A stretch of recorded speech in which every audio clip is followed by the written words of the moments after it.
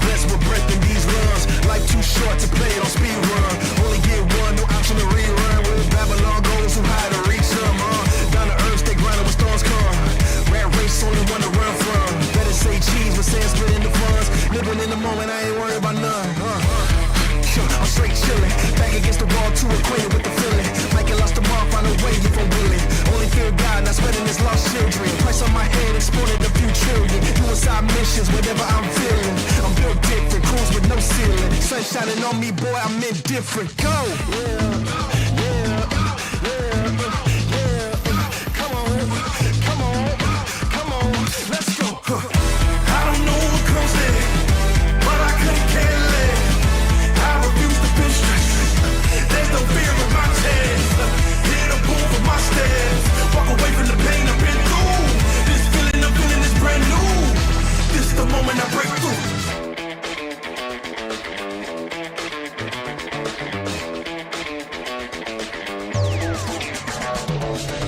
I ain't really with it back forth. You can keep the hustle, homie. I can't bear it all. Bullheaded in the market like you asked for. Then I saw you move the target like a matador. Come on, I'm ready to go get it like a Labrador. Dog days done and I'm tired of the tug of war. Broke off the leash and I ain't going back no more. I've been better ever rapping like Barrymore. Hold up, let me reset. Living in the matrix, used to sequence. I cracked the code, popped out the subnet. Walk around like I found a 20, that's a dubstep. Living in the moment, did you notice that ain't up yet? You can put the pressure on me, I ain't dropping one sweat. Used to be stressed hard, beating like a drum set. Breathe, stretch, let it go. Everybody need a refresh, go.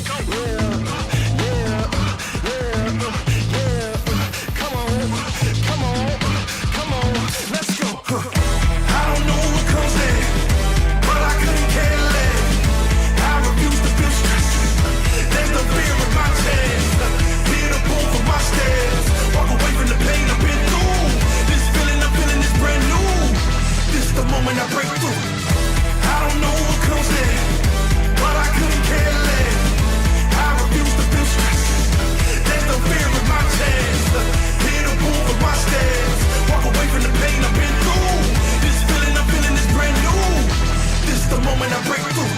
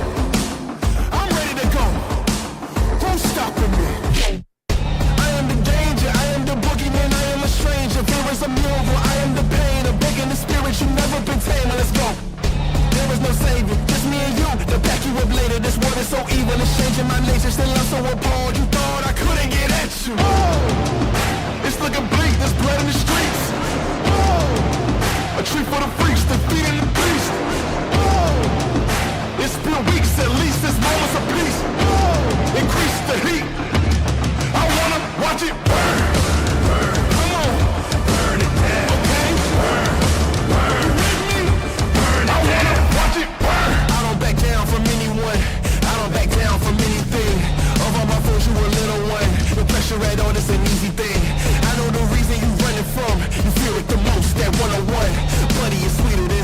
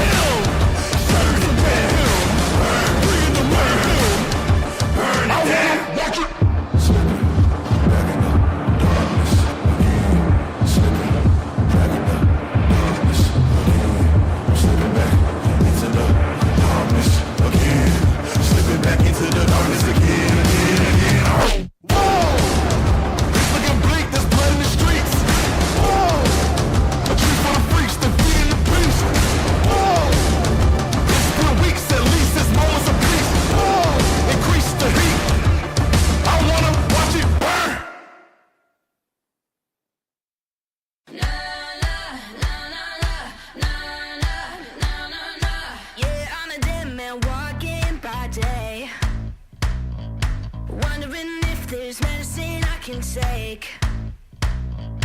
Wait until the sun goes down, that's when I can let it out. You can call me crazy, I call it fate. Transformation taking over me.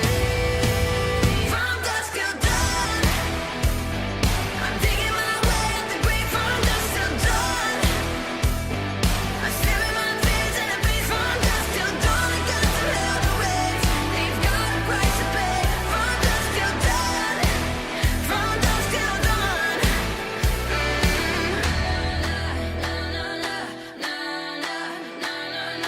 I can feel the ice run through my blood, surges through my body all at once.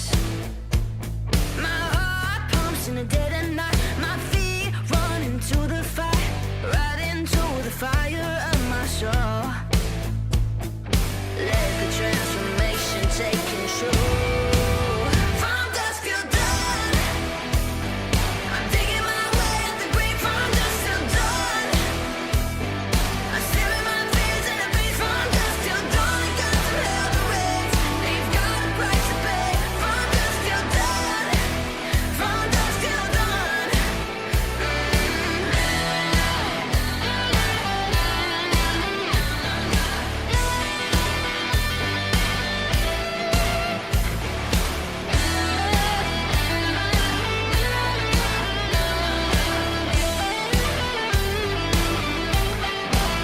From dusk till dawn, I'm digging my way out the grave. From dusk till dawn, I'm staring my fears in the face. From dusk till dawn, I'm digging my way out the grave. From dusk till dawn, I'm staring my fears in the face. From dusk till dawn, I got to hell to wait. They've got a price to pay. From dusk till dawn, from dusk till dawn.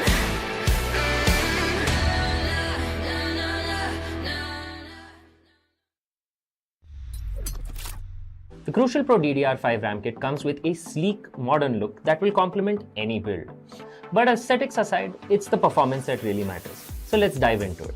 The default JEDEC timings are 46, 45, 45, but it does come with 2 XMP and Expo settings for those looking for a little more performance. With XMP 3.0 Profile 1, you can push the speed up to 5600 mega transfers per second.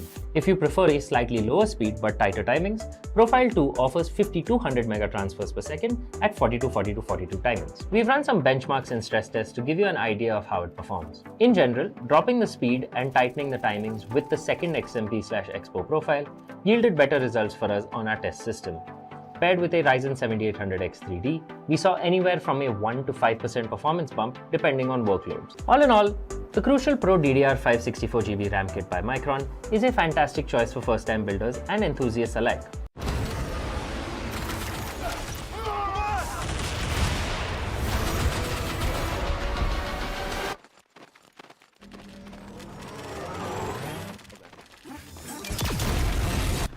When are you gonna upgrade your system?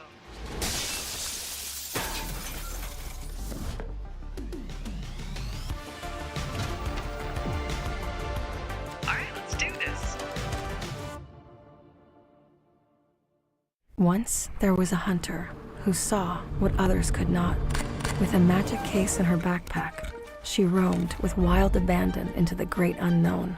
Her gaze inescapable, her reflexes lightning fast. When armies swarmed, she went through. With eyes open wide, hands steady, holding, watching, capturing everything in sight.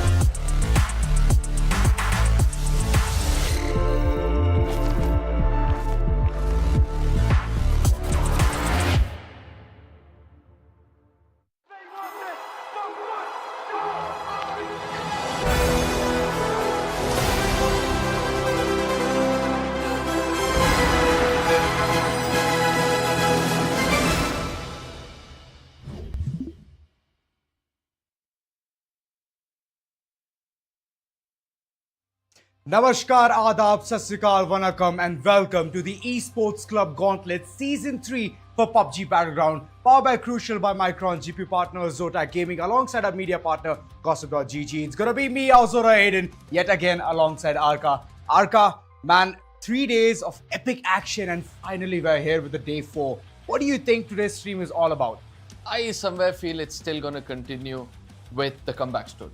Because it's all about those teams who built that momentum yesterday. They need to keep it flowing. In case Ruthless becomes the big boulder in front of them, better wash them off or you might be stuck in the dam forever. Well, true. Yesterday's last game itself, they were able to bump up such good numbers for themselves. Yeah. Again, churning down to the same position, which True. is the top. And that's a very strong hold for them. Yeah. Having a point system of 177, this team is unstoppable. But right below that is Four Guys. Four Guys, again, the point difference is barely 60 points again. Yesterday, just in case Four Guys had ended the final map on a good note and got a chicken dinner for themselves, that 40-point difference would have been decreased to 20 or 30. And it would have been so much more practical for them to chase the target by the end of today. But still, as I said, the deed is still not done. They've got two more days. That's Right. That's around 8 more maps in their hand. Okay. So I still feel if they stick to the average of 20 and somehow target Ruthless to get taken on early on, I think it's going to be much easier. That has been the overall tactic for multiple teams since yesterday. First game, second game, third game, till Rondo, Ruthless were being churned in all of those third-party situations. But finally, they broke the chain. And once they do, we all know that they have a really confident starter right after that. And Erangel, yes, it did not go good yesterday, but the second Erangel which came through came with a big number. And that's a big thing.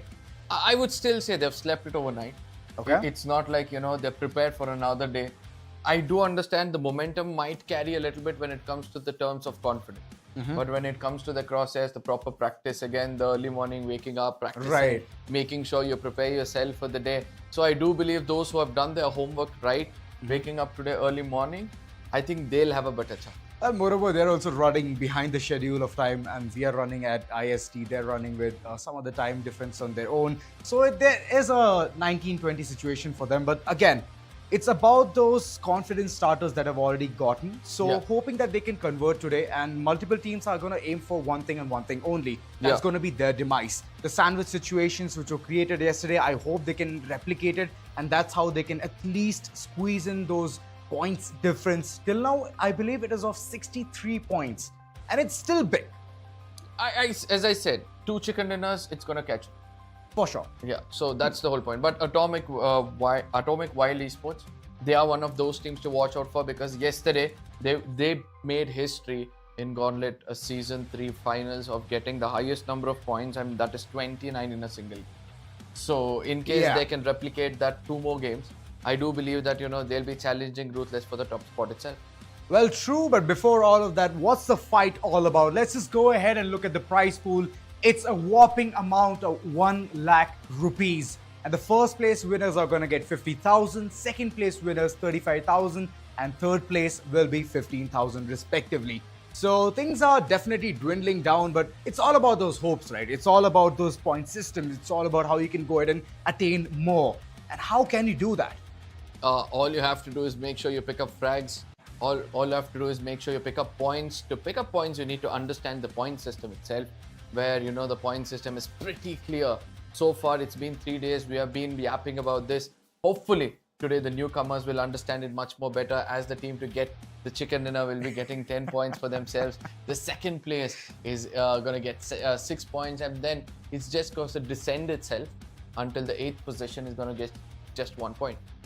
Yesterday we were talking about stealing, and today it's all about those dissensions. So 9 to 20, 0 points like Arka mentioned. But let's go ahead and talk about those teams who are playing today. Those top 20 teams right in front of you, good performances all across, except for few names as we take them, which is gonna be Empire.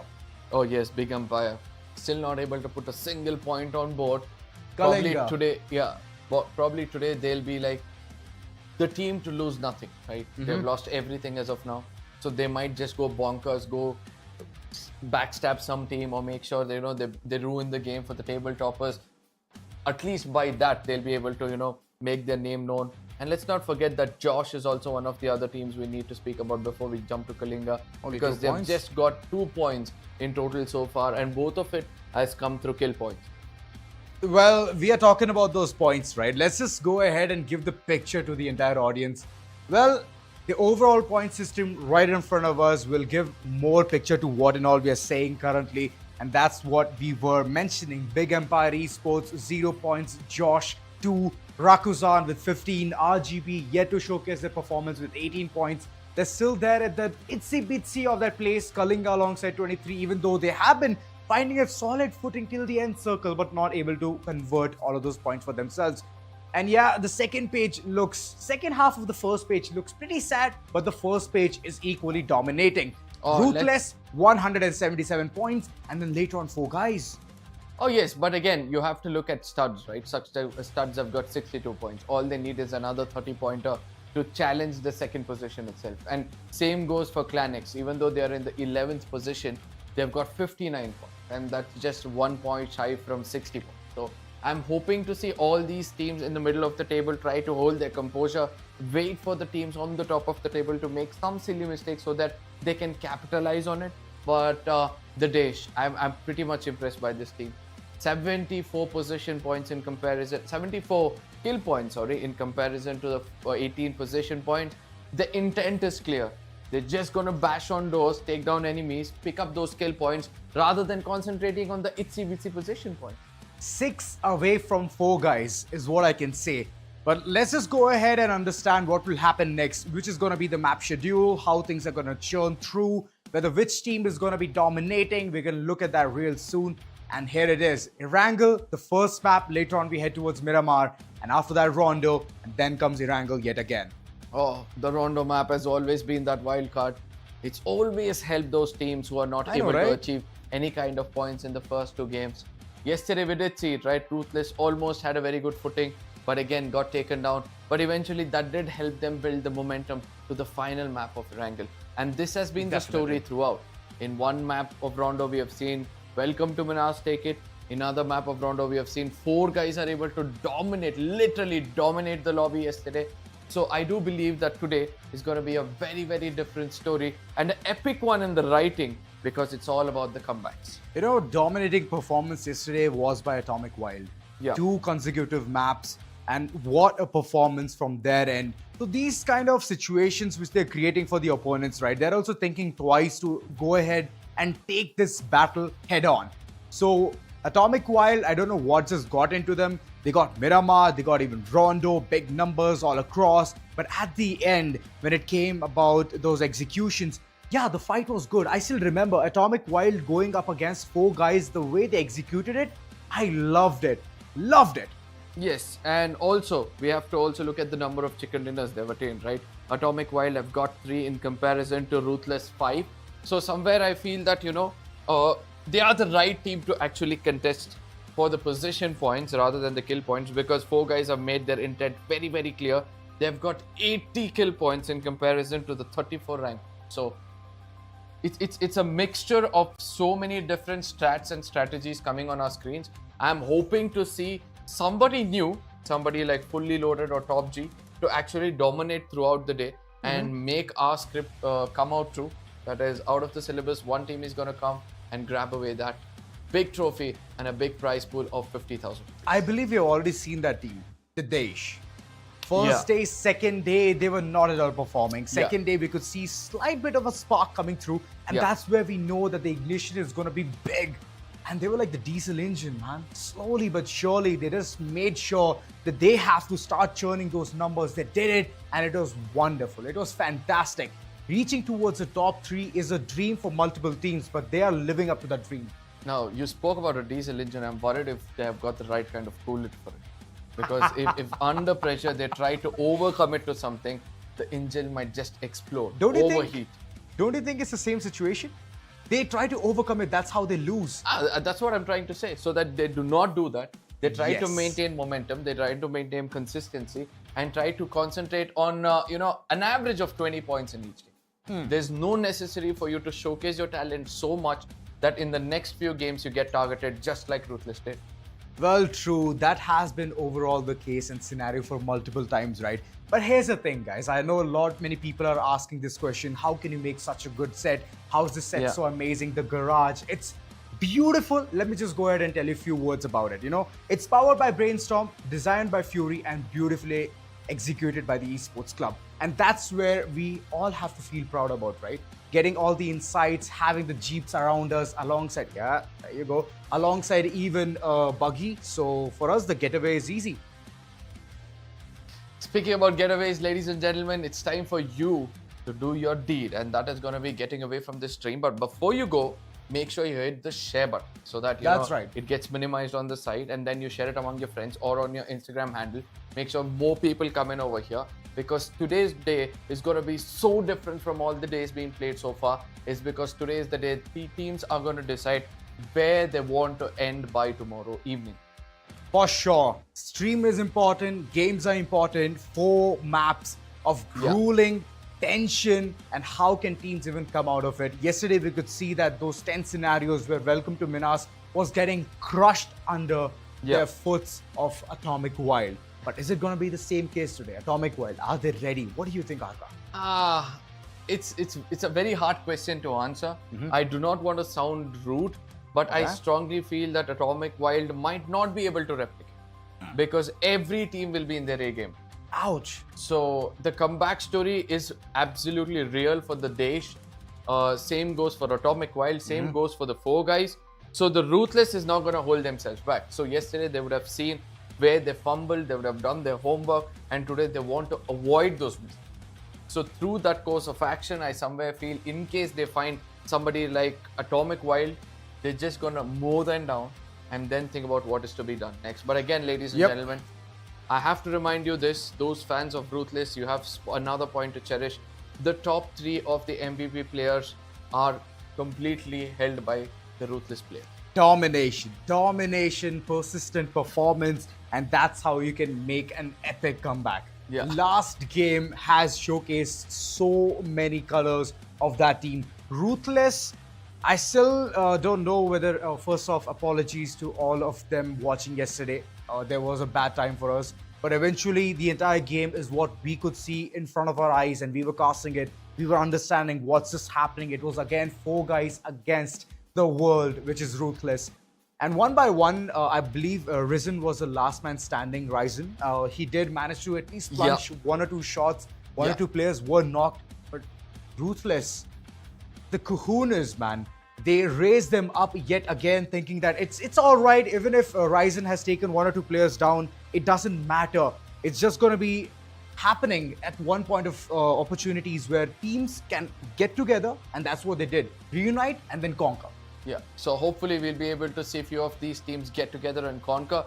But again, as we clearly pointed out, the 4 games are going to be so more crucial for you guys to wait it out, to understand what the teams will have to do when they are under pressure, how to hold the top position on a table. All of these examples are going to be set today. So do not go anywhere. Make sure you bring in your friends over here. As we said, the first map of your angle is just across in a few minutes. Before we head over there, we all know what is to be done.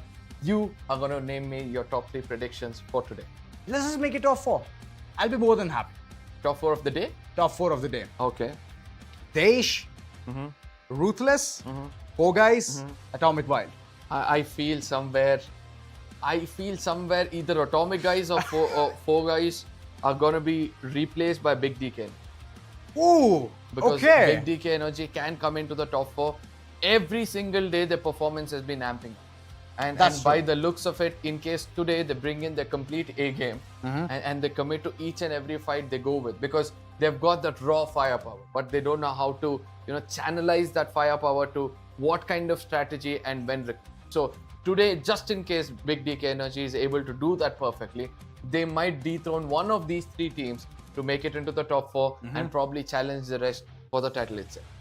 Wow, I'll be more than surprised. Big Donkey Kong Energy have been showcasing good performance, but enhancing that is going to be even more vital. But talking about the other teams as well, talking about Studs, they have also not showcased that much of enthusiasm in the entire game.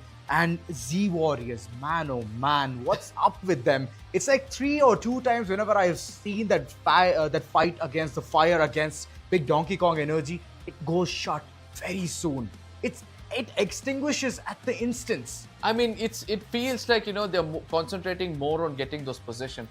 They would love to survive until the end. But when there is an opportunity knocking at your door in the form of kills, you need to grab it by it. Of course. So if you try to evade from that, if you try to be a little bit defensive, where you're supposed to be a bit offensive, probably that is where, you know, they're choking. So it's important for them to come out of their, you know, comfort zone, try to pick up some frags and then fight their way into the final circle. But ladies and gentlemen, you know what time it is. It's time for us to head into the game. But just before that, you know, the question I asked to you guys as well as him, name me one team which is going to be taking that chicken dinner. Chicken dinner, one team. Well, it's going to be chaotic, that's for sure. And in that chaos, welcome to MINAS. Welcome to MINAS on the map of Wrangle. Okay, ladies and gentlemen, let's see whether that's going to be the case. This is going to be the first game of the 4th day. But what's more important, this is going to be the 13th game amongst the 20 to be played over here at the Esports Cup Gauntlet 3 for PUBG Battleground. Well, of course, we all are waiting for that. The flight path is set, Severny being the final destination. But yes, there is one question to be asked. Welcome to MINAS. They are heading towards military base. And who and all are stepping into that uncharted territory? Who's it gonna be? I Any don't challengers? know. I somewhere feel that, you know, TOPG might get that first chicken dinner today. Oh, I know it's a big gamble which I'm taking over here, not being with the obvious 10. But I feel that, you know, TOPG might be the team to watch out for. Because at the initial phases of the game, we have been seeing them, in case they get a momentum, they try to maintain the top 3 position. And by the looks of it, we're able to see that TOPG is going to be challenging another team altogether at the 7D region. Towards the eastern side of the map, ClanX very, very close to that of 2 other teams. Yes, fully loaded is going to be with them. Raccoon, and that has to be from the side of Raccoon. Four guys? kind of catching me off guard there, Arka. Oh, speaking about catching off guard, look at where the circle is going to be forming up. Welcome to MINAS. You chose this team to get the first chicken dinner, but it seems like the circle itself has betrayed him and gone way towards the north. I would love to see how things will turn out for them. But yes, the DAESH, they can see another team gliding right above them in the name of Team ZENSE.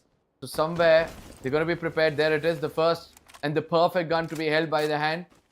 Immediately rushing in, not taking even a second break. They understand the earlier they strike, the better it is for the team, because they need those early knocks to boost their confidence. Yes, 12k in hand. Mustaki, he is still up for more loot. Ruthless want to take this battle. They have to take it in a much more better fashion. If they want to go willy-nilly, then it's not going to be helping them at all.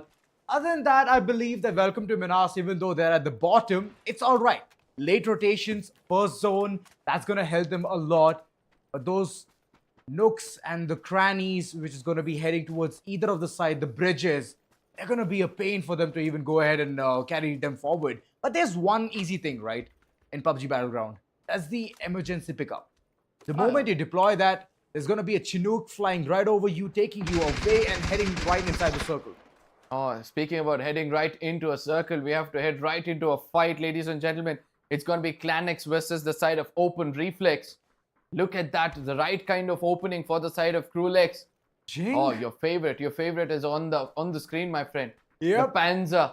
Is it going to explode or not the I opponent's believe- face, or is it going to just backfire as it's going to explode way too close to comfort? I believe it's going to be exploding right on time, but there is going to be a trade coming in as well. Krewlex have already initiated this battle, and they're going to seem to end it as soon as possible. Skinny has been taken down. 3 players already down, knocked on the ground.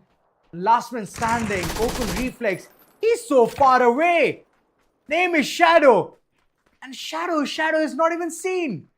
He's trying to lurk in the shadows, if I'm not wrong. He understands that his team has messed up big time. In and broad all he daylight? has- Yeah, very much.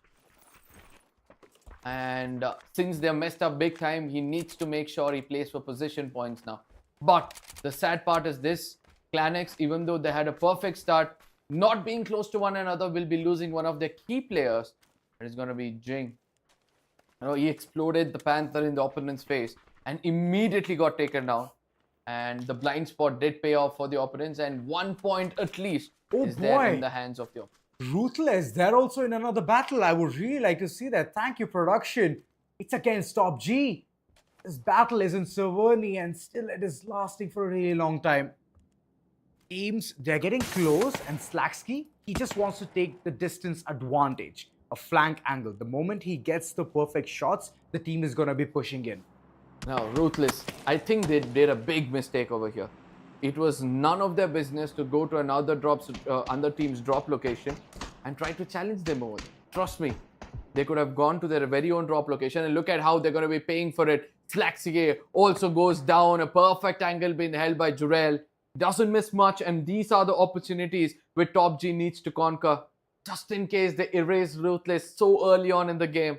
Not only do I feel happy for them, because I watched that they're going to be getting the chicken dinner one, but the kind of start which the other teams need is just across the border. Oh, Smokes, come on, 10 KDR, the path needs to be paved. I believe there's already a player heading towards the fallen comrade. Slacksky took a wrong battle, took all of those bullets in, soaked it. Now he's on the ground. Less still preparing a backup plan. If they find a car, they will run away. And 4 guys, they've brought in that emergency pickup as well. As you all can see, there is some kind of a deviation on Severny. That is a Chinook following up. 4 guys, are they going to land right on top of Ruthless? That's going to be the big question. But TOPG, Wow. look at that. A very, very clever move, if you ask me. They should have just waited for the confirmation on the other side. But they're like, you know what, it's Ruthless. Once they got the confirmation, they're like, I don't think so we have to stay here for any longer. Because any team which would have read the kill feed would have understood that our drop location has been contested right now, and it's the perfect time to go to a third party. So they fall back immediately.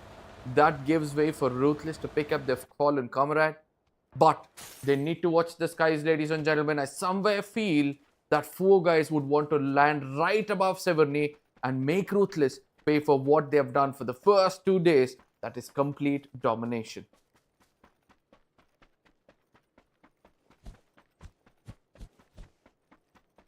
Teams are heading inside the circle. Welcome to MINAS. They have a very clear path as well. Reaching up towards Pochinki will be their prime location. But I believe I'm feeling a deja vu, Arka. Yesterday also we saw the same circle, which was favoring a lot centric towards shooting range. And that's where we could see a lot of battle coming in as well. TOOP on the other end, on the contrary, they have a man count disadvantage, and right in front of them is who? Is Team DAESH. And once they know that the man count disadvantage is going to be there in this side of the entire location, then yes, the push will be prone. And ZENSE, they're also finding that perfect chi moment for themselves. It seems like they have already found one as they're trying to take down a player over here in the open. And that too against another big wild team, Atomic Wild Esports. Taking a rotation, it seems like Atomic wants to take this fight, and that's what they're trying to do. Ruthless from a distance understood that there's another team trying to come down over here. But yes, TOPG versus ClanX. This is happening not far away from that of Severny, right? So Ruthless can right now think about how to come in and challenge another team. A man loss, they need to pay for it. Ruthless is having a battle here. They're taking 4 guys head on. Shots have been fired. Siri out in the open. He's going in for the rotation. What is going on? This is the same scenario that we saw yesterday as well. Open rotations being shot upon, and the knocks were coming through. But now I believe the luck is there in the hands of 4 guys, and they've gotten the compound as well. Ruthless, I don't know, yesterday's momentum, it's not being carried forward, and that's a big mistake. That aim that we used to see in earlier days, first and the second one, coming down to third and fourth, it's like dropping. I guess it's way too early, right? As we spoke about the homeworks which needs to be done, the practice, the discipline of you going to the training grounds just before the game, warming up your fingers, warming up your crosshairs, all of that will somehow matter in the later stages of the game. But yes, in the beginning, if you're prepared for it, then you are ready for a battle, a head-on battle, and it seems like Ruthless was not prepared for it, and due to which they lost the IGL, the key player, Nasu. It's all right. Sit at the back lines, give all the information that he's seeing on the screen as a third person, though. Now, Ruthless, they have completely captured this entire place of Severny, and we used to see earlier on as well. It was KALINGA who earlier on had the control, the advantage when Ruthless was busy taking a third-party fight and they got mowed all over. So it was KALINGA who had the entire capital and real estate of Severny. But now KALINGA, where are they? Are they even in the game? I don't think so. I mean, I still see 14 teams alive. I did not read KALINGA getting taken down. I somewhere feel that, you know, they might have met the makers, to be frank, because I don't see them anywhere in the map as of now. But yes, if they are playing the game, then it's good to see them trying to, you know, tag out people. It's good to see them trying to bring out the A game. The circle shifting far away from 70. I think you spoke too early. You said that yesterday you saw the same kind of circle take place toward the shooting range. The chances of it is now diminished to 50%. 50%, but still there are chances. Yep. And I'm happy to take that. Earlier on also, we could see the same kind of shift. Yasnaya Poliana was not at all there in the picture. Now Rozhok being one of the places where teams can easily have that real estate to themselves. But all of them are heading towards the Epidome itself. They want to stay inside the circle. They want to take those fights. Nooks, crannies, hills, no hills, depressions. They want to take every single inch of that space. And four guys, in the midst of all of that, they're calling in a rotation. Yet again, shooting range is one of the places that they're going to pass by. And multiple teams are waiting for it. Oh, guys, are you serious right now? You're not playing Karku? Yeah, they're not playing Karku. Karku was their strongest player, if you ask me. The way he has saved his teammates every single time, he deserves to be playing. And I just hope in the later stages they're going to be coming in. But look at what's happening on the other side. It seems like Bolbaum, he wants to start doing the talking with his gun. He's got one frag for himself. And Clanex, right to the epicenter of the map, already making sure no opponents come closer to them. Atomic Wild, they were taking all of those shots. Couple of players got knocked as well. They've confirmed one kill. This is already a good start for them. Checking all of the backlines, seeing if it's there or not.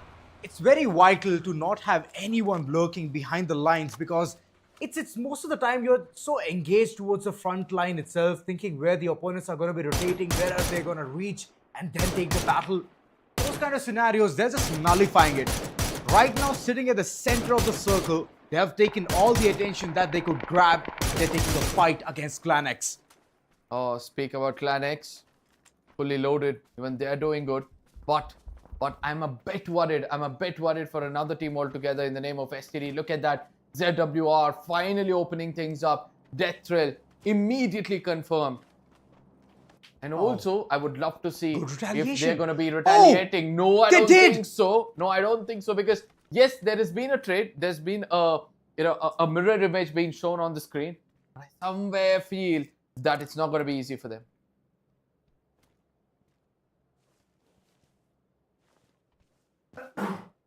Yes, on the other side, Ruthless. Seems like they want to get into the midst of things. They're also trying to shoot at the players out there, but Atomic Wild got their crosshairs locked by Clanex. Or Clanex, rather.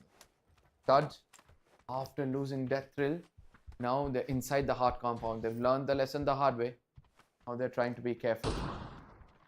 I really want to understand how the things will turn out for the teams at the epicenter of the circle.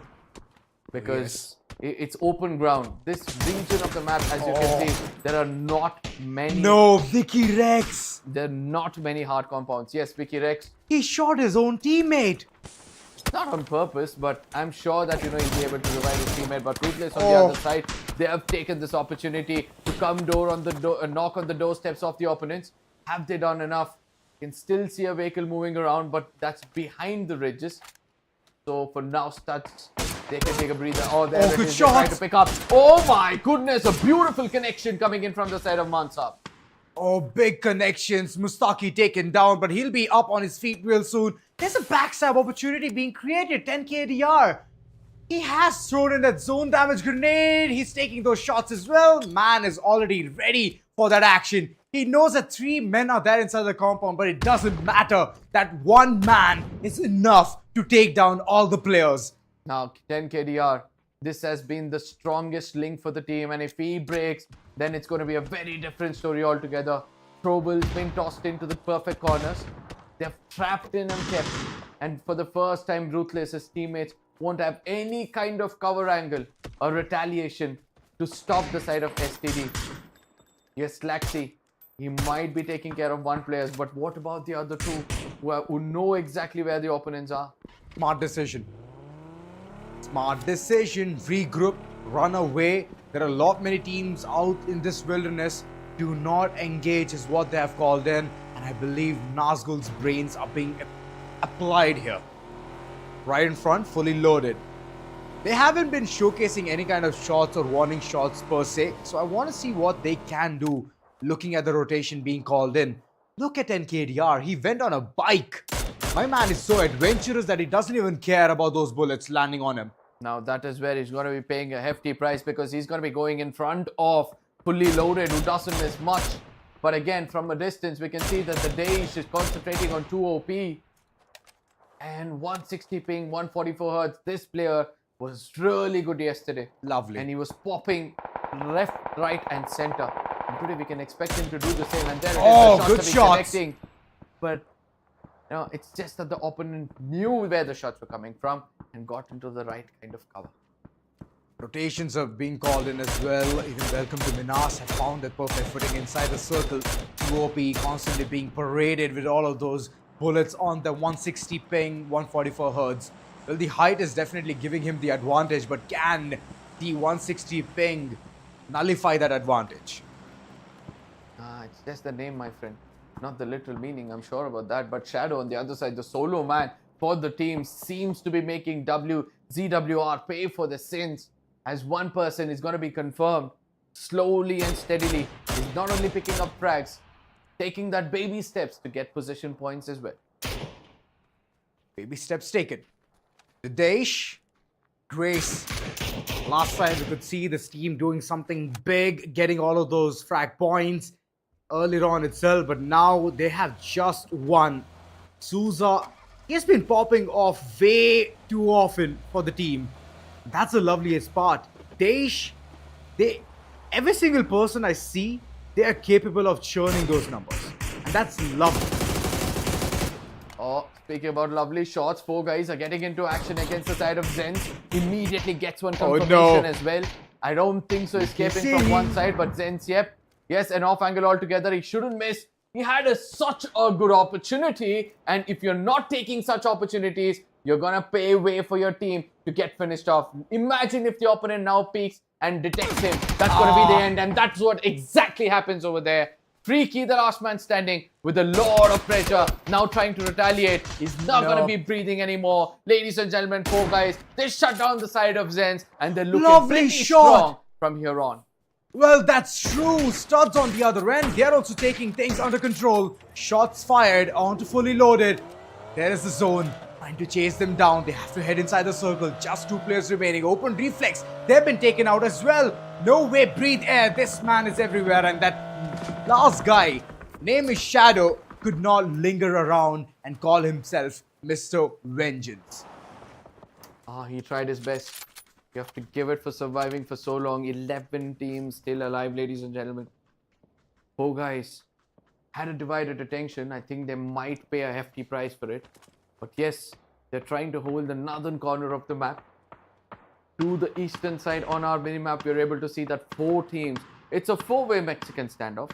Whereas Krafton are going to be on the receiving end of things, as they'll have to not only tackle a team to make it inside the circle, but also feel the blunt of the blue. Studs. They have to check their backs. Fully loaded, heading forward. That's all they have. The eyes on the prize. Shots taken, Mansa, but it's only 1 shot which gets connected. And Rupesh on the other end, he's onto a different fight altogether. Studs, they somehow managed to get 1 man. Catching him off guard was vital, was important. And they have sealed the deal. 2 kills for now. And you too good. He has called in yet another rotation. Car has been spotted. Shot been fired. And it is Mansa taking all of that hit against TOOP, it's for the likes of fully loaded itself. Toxic Urpan, 1 HP, and that's what he nails the shot. Studs, they've been eliminated. They could not see the next 10 minutes of this entire map. Fully loaded alongside Mustaki has made sure that this team also pays for their sins. Now Kohli has got a very good angle, but he's the last man standing. He can't overpeak. Shot by on the other side from the side of 4Guys. They have been pestering down the side of 4 Top Dog or Top Gs.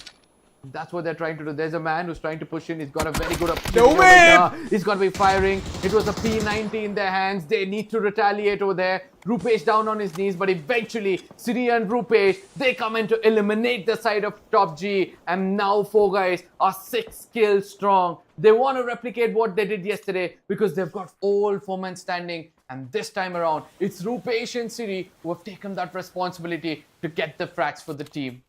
Through the smoke, they are healing. Clan X being one of the major teams who can be a big pain in order to control that. They're heading forward. Shot's been taken. Atomic Wild is also joining in hands. They're like allies for now. Clan X, they've been constantly pincered.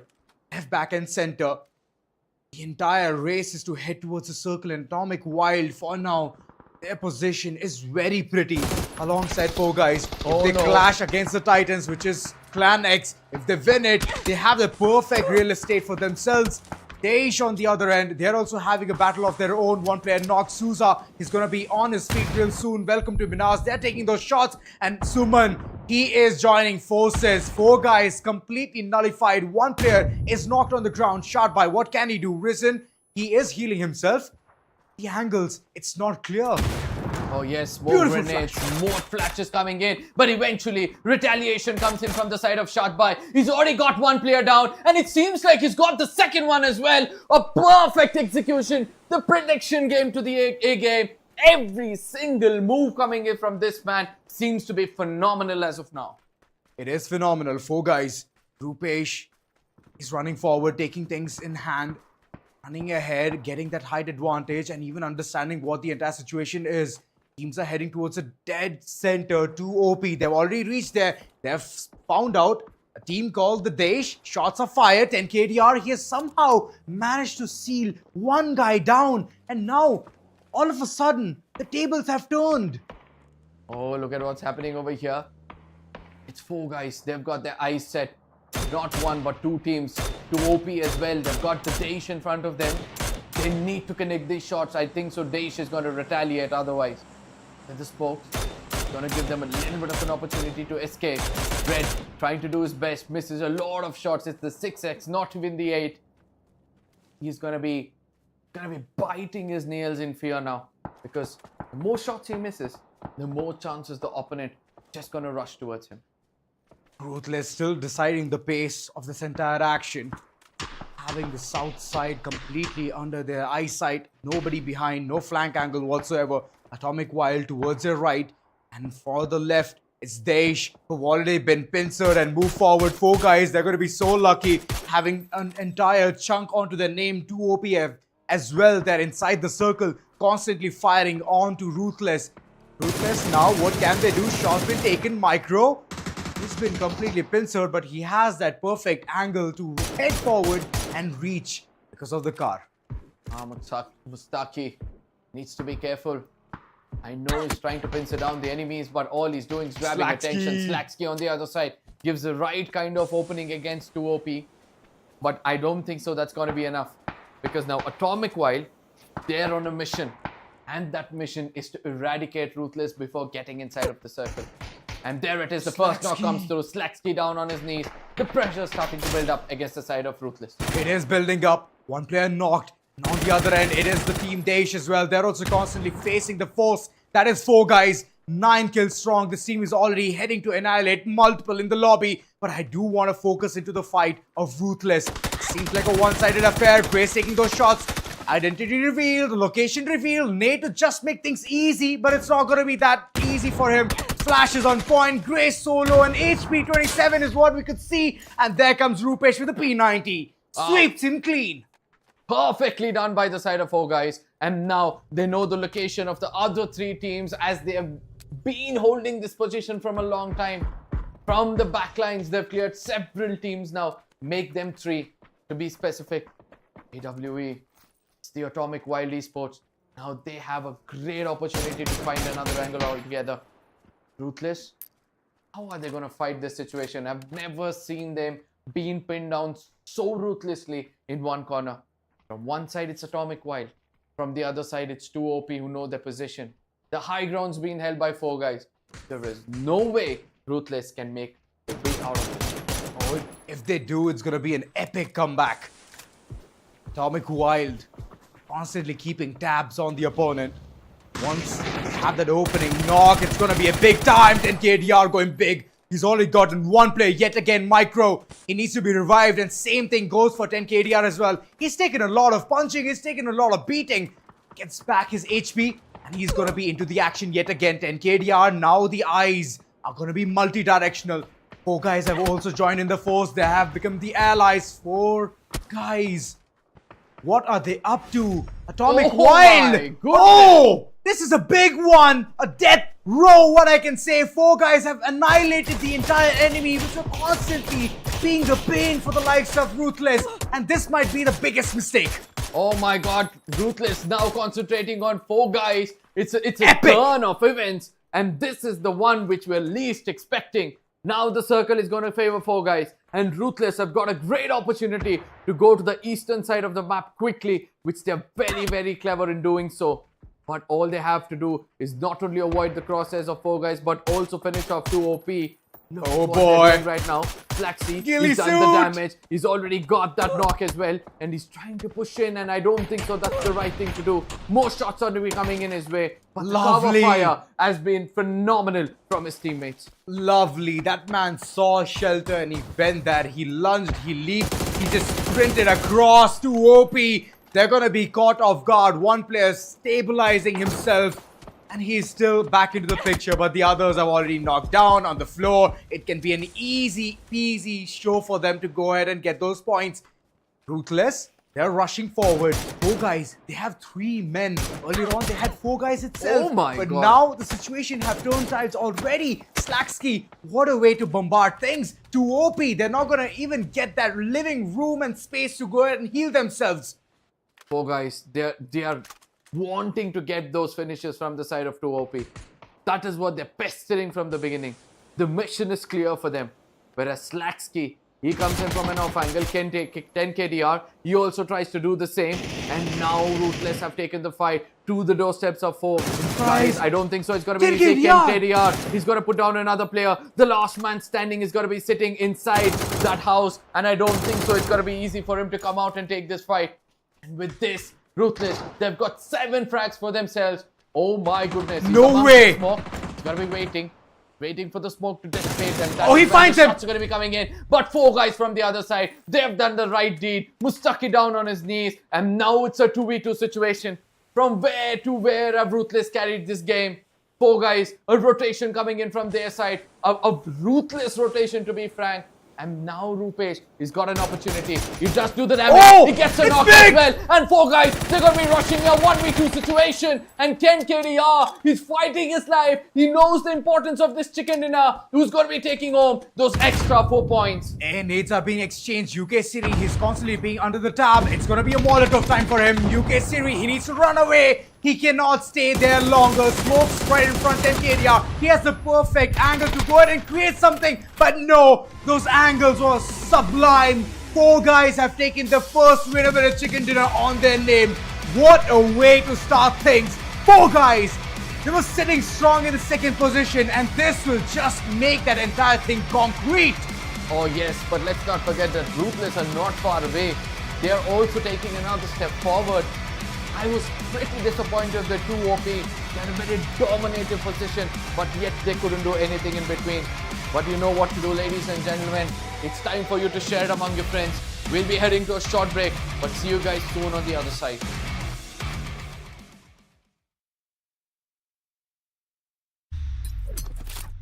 The Crucial Pro DDR5 RAM kit comes with a sleek, modern look that will complement any build. But aesthetics aside, it's the performance that really matters. So let's dive into it. The default JEDEC timings are 46, 45, 45. But it does come with 2 XMP and Expo settings for those looking for a little more performance. With XMP 3.0 Profile 1, you can push the speed up to 5600 megatransfers per second. If you prefer a slightly lower speed but tighter timings, Profile 2 offers 5200 megatransfers per second at 42 timings. We've run some benchmarks and stress tests to give you an idea of how it performs. In general, dropping the speed and tightening the timings with the second XMP/Expo profile yielded better results for us on our test system. Paired with a Ryzen 7800X 3D, we saw anywhere from a 1 to 5% performance bump depending on workloads. All in all, the Crucial Pro DDR5 64GB RAM kit by Micron is a fantastic choice for first-time builders and enthusiasts alike.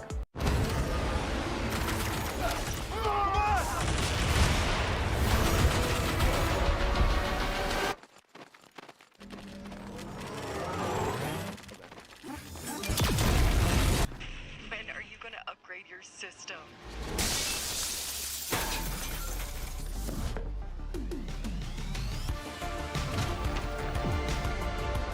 Alright, let's do this.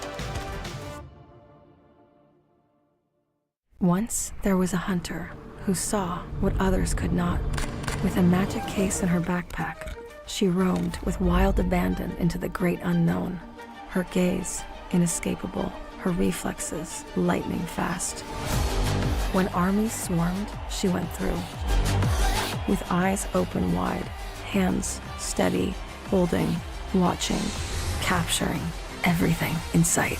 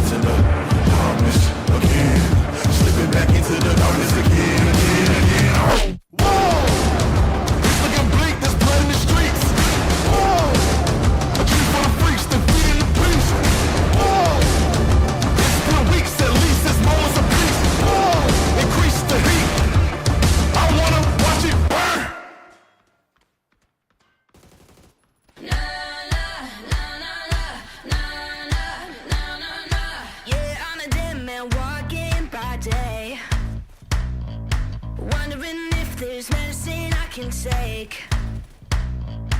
Wait until the sun goes down, that's when I can let it out. You can call me crazy, I call it fate. Transformation taking over me.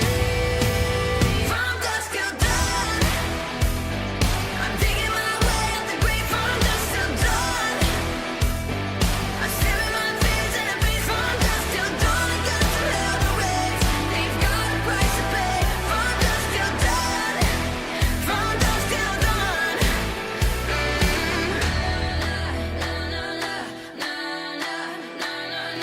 I can feel the ice run through my blood, surges through my body all at once. My heart pumps in the dead of night. My feet run into the fire, right into the fire of my soul. Let the transformation take control. From dusk till dawn, I'm digging my way up the grave. From dusk till dawn, I'm staring my fears in the face. From dusk till dawn, I got to hell to raise. They've got a price to pay. From dusk till dawn, from dusk till dawn.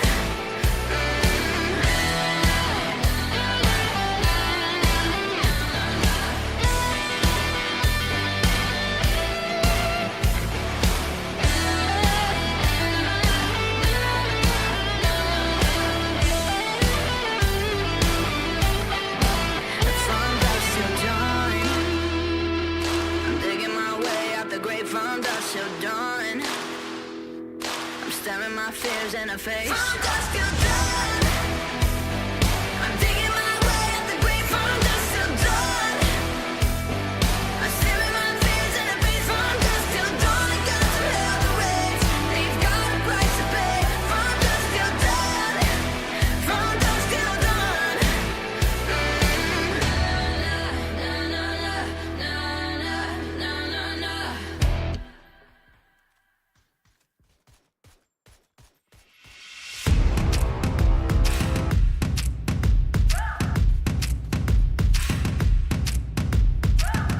They say I'm young, they say I'm dumb, but what they don't know, it's where I've been and who I am, all the ways I've grown.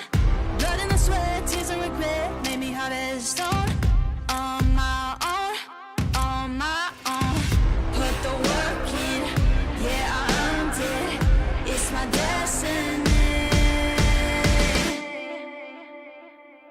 Yeah, I'm on top, can't be stopped. Shooting my shot. Oh, oh, oh. Yeah, I'm the one. I'm a legend. Get what I want. Oh, oh, oh. Yeah, I'm on top, can't be stopped. Shooting my shot. Oh, oh, oh. Yeah, I'm the one. I'm a legend. Get what I want. Oh, oh, oh. Do a double take, see me on fire, see that I can't break. Knew I'd be great, knew I would rise through all of the pain. All of the love, start with it now, keeper of all faith. Never change. Put the work in, yeah, I earned it. It's my destiny. Yeah, I'm on top, can't be stopped. Shooting my shot. Oh, oh, oh. Yeah, I'm the one. I'm a legend. Get what I want. Oh, oh, oh. Yeah, I'm on top, can't be stopped. Shooting my shot. Oh, oh, oh. Yeah, I'm the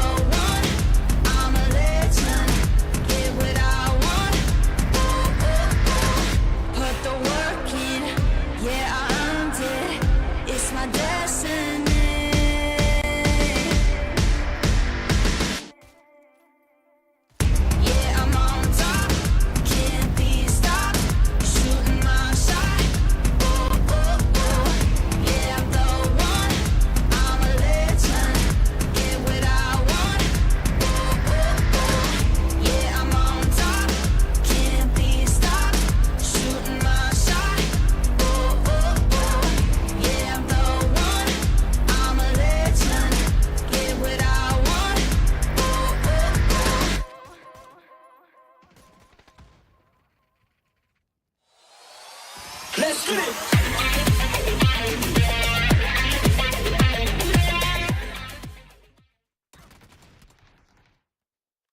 Well, four guys, what a beautiful start already for themselves.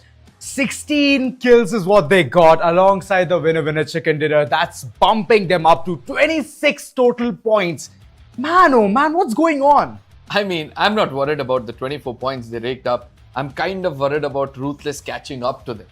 Because Ruthless, 6 possession points with another 8 finish points is what they got. Again, they're hitting a double digit over. So the gap is going on increasing. Yes, it might be a little lesser compared to how they started off the day. But they need to shift gears. 4 guys need to replicate this at least 3-4 maps for them to catch up to Ruthless. But Ruthless, they need to get eliminated. TOPG had an opportunity. They did. But they did not strike when the iron was. You know, same goes with Atomic Wild as well. Same goes for 4 guys as well. They could have nullified first Ruthless and then gone for Atomic Wild. But they saw the opportunity and they created that perfect mess for themselves itself. Ruthless, I was just thinking, what exactly is happening there? They're constantly bombarded by 3 different teams. I believe Clan X was also there in the same picture. ZENSE was completely annihilated. That was later Atomic Wild on one side. Yeah. TOOP on one side. One side. 4 guys on one side. The other side, yes. 3 teams, I remember pestering them down. And probably it was the Clan X. Yeah. And that is how it was for them. But I would say that Ruthless, they've learned the art of holding a ridge and not committing to a fight until and unless a third party comes. For sure, man. They have already perfected it. So let's just go ahead and see all of those statistics of this first map, how it went down, what happened there, what are the damages being dealt, Yes, the long range shots coming in as well. Is it going to surprise us? I don't think so. It's going to surprise us today. Yeah. Because the teams were way close to one another. There were very early rotations. We saw 4 guys immediately taking that emergency pickup, heading right towards 70, then playing a split. And then we saw Welcome to MINAS going for an early rotation into the circle. So comparison to yesterday, today, I'm not shocked with the stats, but yes, 10,000 damage in total, where the healings are just 100 because there was no space for comfort. Well, I believe it even has to do something about those teams who entered in the map of rank. We could see around 15 to 16, right? I believe the 100% attendance was not seen, and that's the reason we can see such kind of a damage and long distance skill even coming through. But eventually, 4 guys, well, since the beginning, the entry, the hero-like entry that they needed for themselves, it was amazing. And that's how they could get that winner chicken dinner. So let's just go ahead and put all the spotlight on them and understand what did they do right. I believe it's not just the damage, but also how many knocks they've attained throughout the game. Lovely, as you can man. see, Rupesh. Rupesh on one side has got 5, and then he converts it into 7, steals away 2. Whereas far away it was Ryzen, who was just being a backup from a distance. He was trying to be the punching back in several places. But again, he was the first one to go away from the game. But still, Siri, this is the person who impressed me the most. 5 frags for 3 knocks, but 800 damage. It was like he sprayed minimal, but he got rewarded for every single spray he put out. I'm coming to a conclusion. And that conclusion is very solid, like it or not. What? Ryzen, whenever he goes first, the team gets winner chicken dinner. I don't know. I mean, you put me in a very peculiar spot right now. And it's so hard for me to completely come to that conclusion right away. But yes, 2 amongst the 3 times that has been the case. So we'll check it for another one and see what happens. Let's actually go ahead and do that. Let's look at the match standings, ladies and gentlemen, and check what is the actual difference between the top 2 spots.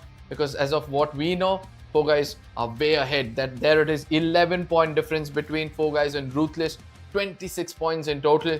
But still, Atomic Wild is going to be holding the record of 29 points in total. Wow. It's the beginning of every single thing. Double digits coming through and moving forward. DAESH also, they got 7 points, 2 OP with 6, Rolex 5. They could have done better. They could have done far better. The fights which they took earlier on itself, I thought it's a really good start for them. But nope, it did not turn out to be the same case. Clan X as well, they stayed till the end of the circle but could not do much. Henceforth, heading towards the demise of the entire scenario. TOPG created a lot of situations, scenarios, And at the end, it was just in their head, hypothetical. They could not do it practical at all. Josh, Big DK Energy, RGB Gaming, RAKUZAN, KALINGA, ZENSE, Big Empire, Sea Warriors, fully loaded and welcome to MINAS. You know what? I'm gonna vouch for the Big Empire this time. I really want them to take at least 1 point in the upcoming. 1 point? Okay, that's doable. That's doable. I But mean, before- that's what I've been trying to do from the beginning. Yeah, I mean, all right, let's just see whether they can get that limelight or not. But let's just go ahead and look at the MVP, the star performer of the previous game, Irangle, Rupesh, man. Give him all the credit that he deserves. Give it to him. Give it to him. 7 frags in total for a total of 493 damage. I mean, somewhere I felt that, this man could actually picked up more frags in comparison to what he actually did, because at one point of time when he was rushing towards 2OP, where they were all inside a shack, if that Molotov had fallen inside of the shack, the story would have been different. It's just that there was too much smoke for him to, decide where to land that Molotov, and due to which they did survive for a few more minutes, but eventually giving away all those kills to the fan favorites, Ruthless. If ifs and buts were chocolates and nuts, we would all be enjoying Christmas by now. Moving on, ladies and gentlemen, my co-caster has got this thing, he wants to put the chat and me on silent for at least a minute. No, that's not the case. It's just that those kind of hypothetical scenarios, right? Sometimes it feels that it would have happened, but the reality is right in front of us. Rupesh gave us 100%. And yes, if the Molotov would have entered that hut, that shack, it would have been a different story, but it did not. He did not calculate anything. He just thought about throwing it through it, and that's all. For some reason, you're trying to do your best to get us out of the topic, but failing too hard, my friend. It's just that I'm like a leech. When I get stuck to a topic, I never let it go. All right. So a minute silent, ladies and gentlemen, for my friend and his wordplay. But hey, I'll give you this. The wordplay was good. Probably the placement was wrong. Just like the Molly? Painful. Anywho. Now this was good. Guys, you need to put that in the chat. That's OP right. to my friend Zora. But Miramar, right? That's the focus. That's the center of attention. Now, the next map is going to be equally deadly. We have seen multiple teams do the best scenario for themselves. But here's the thing, right? Top 4 names. Yeah. It's your chance now. Go ahead. Welcome to MINAS. Okay. 4 guys. Okay. And etc. etc. Ladies and gentlemen, it's time for us to head right into the map of Miramar. This deserty island is going to make sure that everybody feels the heat, and it's important for teams to actually turn on the heat, because the only team to attain the chicken dinner should have the maximum number of points in comparison to the others, just in case he wants to eye up to the championship of the Esports Club Gauntlet Season 3. Oh, that's the battle. It's the battle of all these good teams. Now we all can see the flight path as well. Los Leon is one of the places where Ruthless loves to enter. And Atomic Wild, they are planning on for an early deviation. Water treatment can be a good situation for them. They can head towards that area, get all of those loots, and Cruz del Valle. That's one of the places I can see team, the DAESH, heading towards that spot. Now, I wonder who goes to the house of the Mafia. The one who have like double swords. Are you sure? Yeah. That's their drop location? Hacienda del Patron? Hacienda del Patron, no, it's just a deviation. Usually they love to enter towards El Pozo, but Hacienda can be one of the places as well. Okay. For guys who don't know what Hacienda del Patron is, it literally translates to the house of the Mafia. I just love the way this game is designed, You enter Hacienda del Patron, you can see portraits of people who call themselves Mafia. You get a Thompson over there. So just in case you want to feel a little bit Mafia, carry those Thompson around, kick people out. But yes, ladies and gentlemen, it seems like Hacienda for now is going to be the hands of Atomic Wild Esports. Whereas on the eastern side of the map, we can see most of the teams. But it seems like Lady Luck wants to kiss the Mafias for now, as the circle is going to be shifting towards the DAESH, TOOP, Clanix, as well as that of Atomic Wild Esports. Open Reflex is also in the midst of all of that action, fully loaded, taking those shots. TOOP, we haven't seen them shine earlier on. But M16A4, this weapon, single shot, not that deadly. Burst, of course, close range, it's good. But I believe there's a good amount of relocation or repicking that U2 can do. He can do better. Actually, I hope that, you know, he learns from these mistakes. But again, the M16A4 with the 4X, I don't believe it's the right kind of gun in comparison to a DMR. Because there's a lot of time for them to loot. Even though he gets that knock, the confirmation is going to be so hard. Because the opponents are already inside the hard compound. Waste of resource, waste of energy. That's alright. Let them also try the Lady Luck to get at least a knock or two. Early advantage won't hit the entire team. But talking about this entire location, Los Leones, the house of two teams, ZENSE alongside RUTHLESS. And yet to begin is the fight. It's all about the looting simulation for now. Every single one of them just getting the perfect hands on those DMRs, ARs, and whatnot. If it is going to be close range and you have a shotgun, you might as be lucky as well. And RUTHLESS, they're taking compounds by storm. Look at them. One person way too far. Mustaki and 10k ADR Slacksky, they are near about in the same vicinity. And Nazgul, the IGL, what's he thinking? He's way too far. I mean, no matter how close you are, you're still far away. Miramar is a big map. So they have a lot to farm. And they need to farm quickly, looking at the position they're holding. Because several teams have already made the circle their home.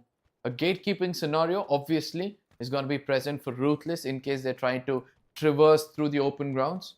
But yes, the eastern side of the map is still there for the taking.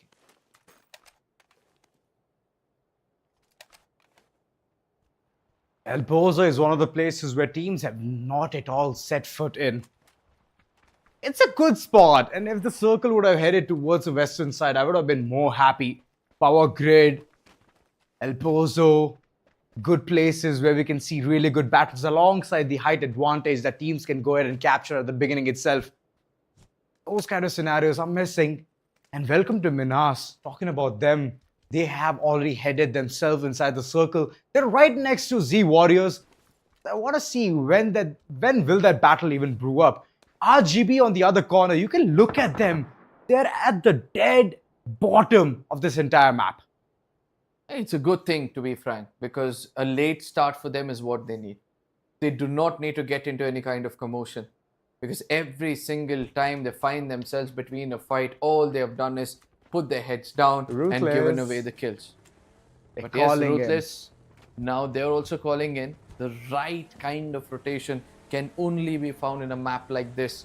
That is, emergency pickup. I know that they're trying to head into the Campo Militar region or something like that, because those are the only few places there's nobody found. But just in case they fall right into the center of Cruz de Valle, they're going to be welcomed with a lot of bullets. Campo Militar, yes, good spot. Water treatment can be thought about as well. Studs on the other end, they're still going ahead and looting at the places of La Cabrera. And one man is already inside the circle, and that's the best part. A 3v1 split is what they're trying to do. But ladies and gentlemen, the birds are in the sky. Where's the fourth? Four of them trying to make it inside of the circle. Mustaki. I just hope that they are ready for what is going to be coming. Oh, Mustaki, he forgot to clinch on. Yeah, he could not cling on at the right time, at the right place. RUTHLESS for now, 3-man squad. They're heading forward and they've left Mustaki behind. So yeah, a bit of a miscommunication here, and with that comes lying shots of Lakuwinder. He has been taken down to OP. They're taking things in their own hands. Panzer Frost in hand, and the shotgun is gonna sing the song of death. Fully loaded.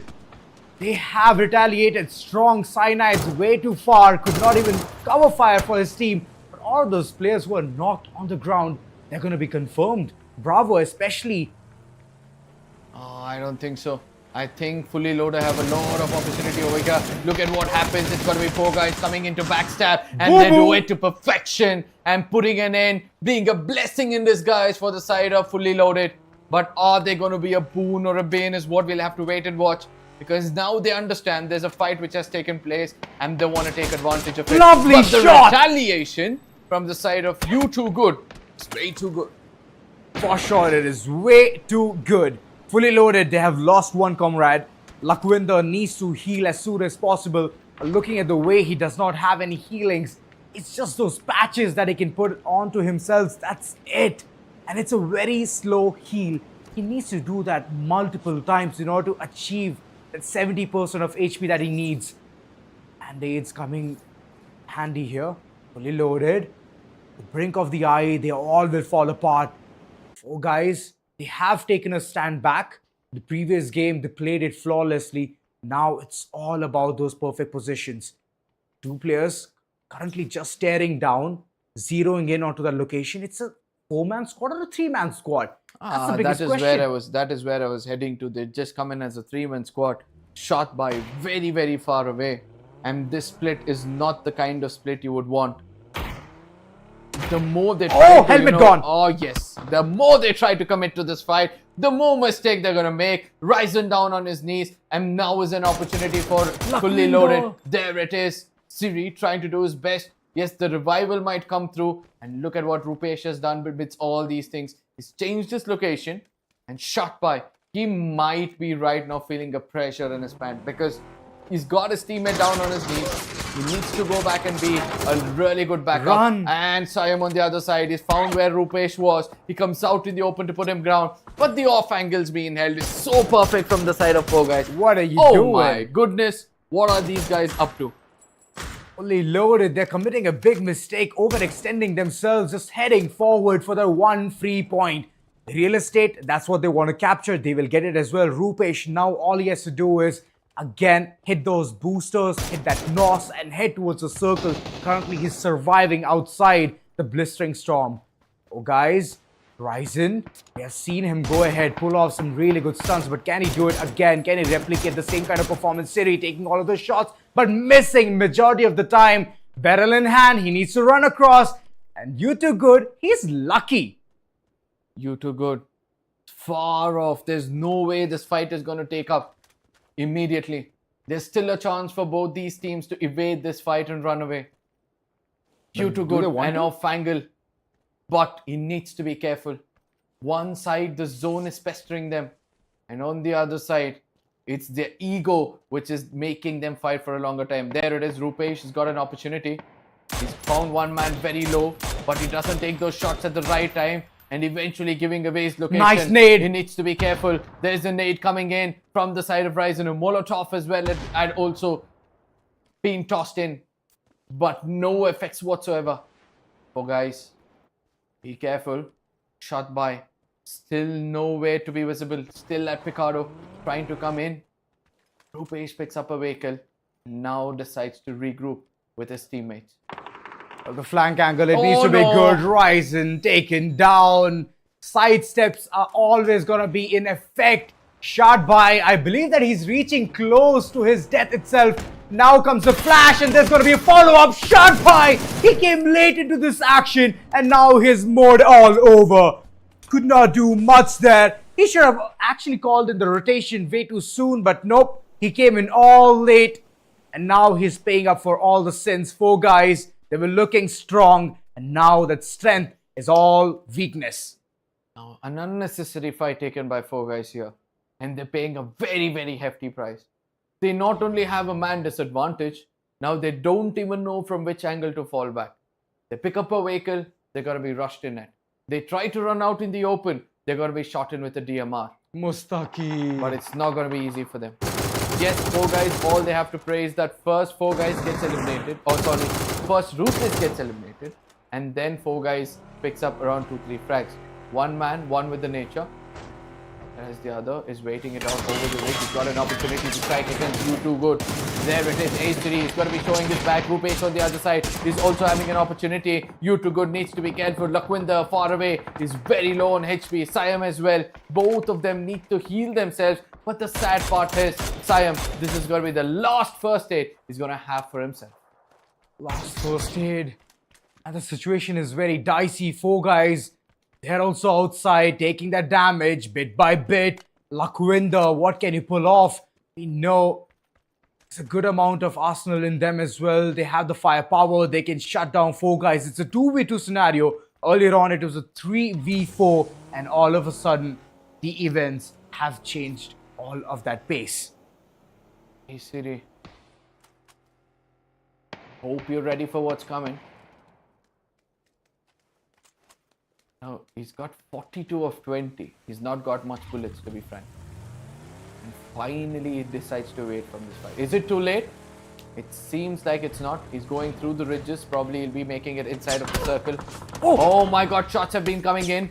Lakwinder on the other side gets taken down. It's got to be Rupesh from a distance. He gives the right kind of backup fire for his teammate. But Siri, he needs to heal himself. Rupesh needs to heal themselves. And they have a long journey up ahead.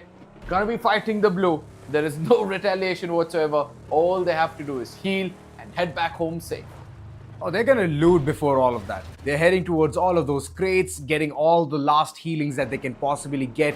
4 guys, well, it might be a big demise for them.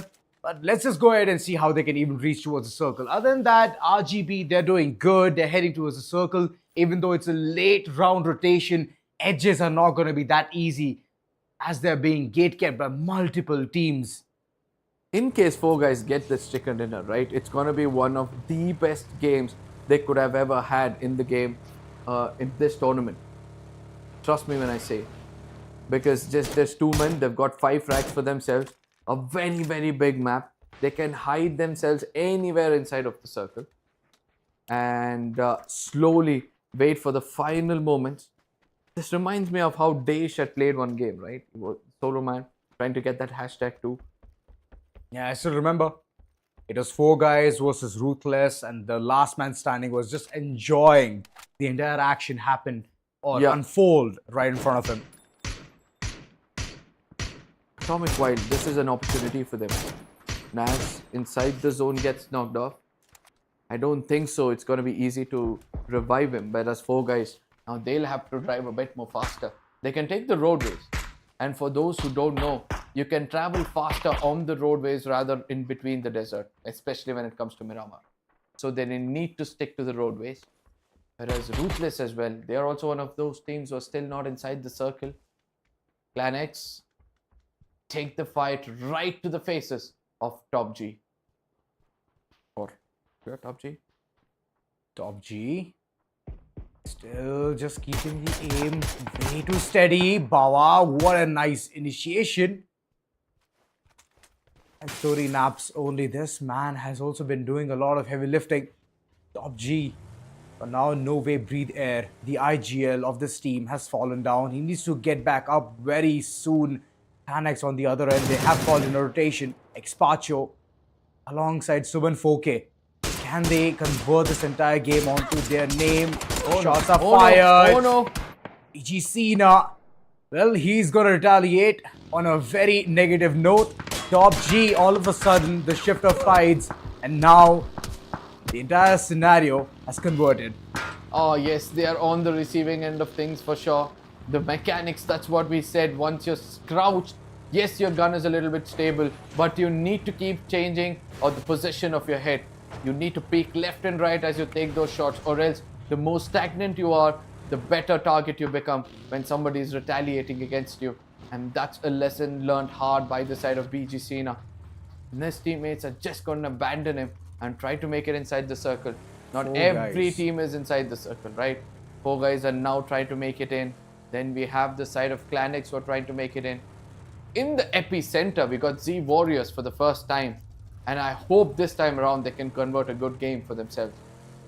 Clan X 4-man squad in 1 car. If that golden Mirado just bursts up in flames, the entire team is going to be gone.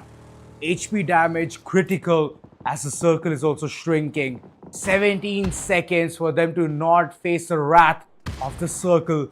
DAESH, they're also struggling. It's going to be against the likes of Team Krulex. Kohli, flank angle equally good, and Grace, he's still trying to zero in onto the location. But is he aware where the opponent is? I don't think so. Kohli, he's playing it smart. He's playing it very accurate. And on the other end, it's Krulex having the entire 3-man squad inside one compound. doing what they can do best. The push. Raccoon, now he has already broken the silence. Clanex, he wants to go ahead and get the fourth as well. They have already converted 2 players right onto their feet. Look at them, not even going ahead for the battle. Raccoon just playing it very safe and sound.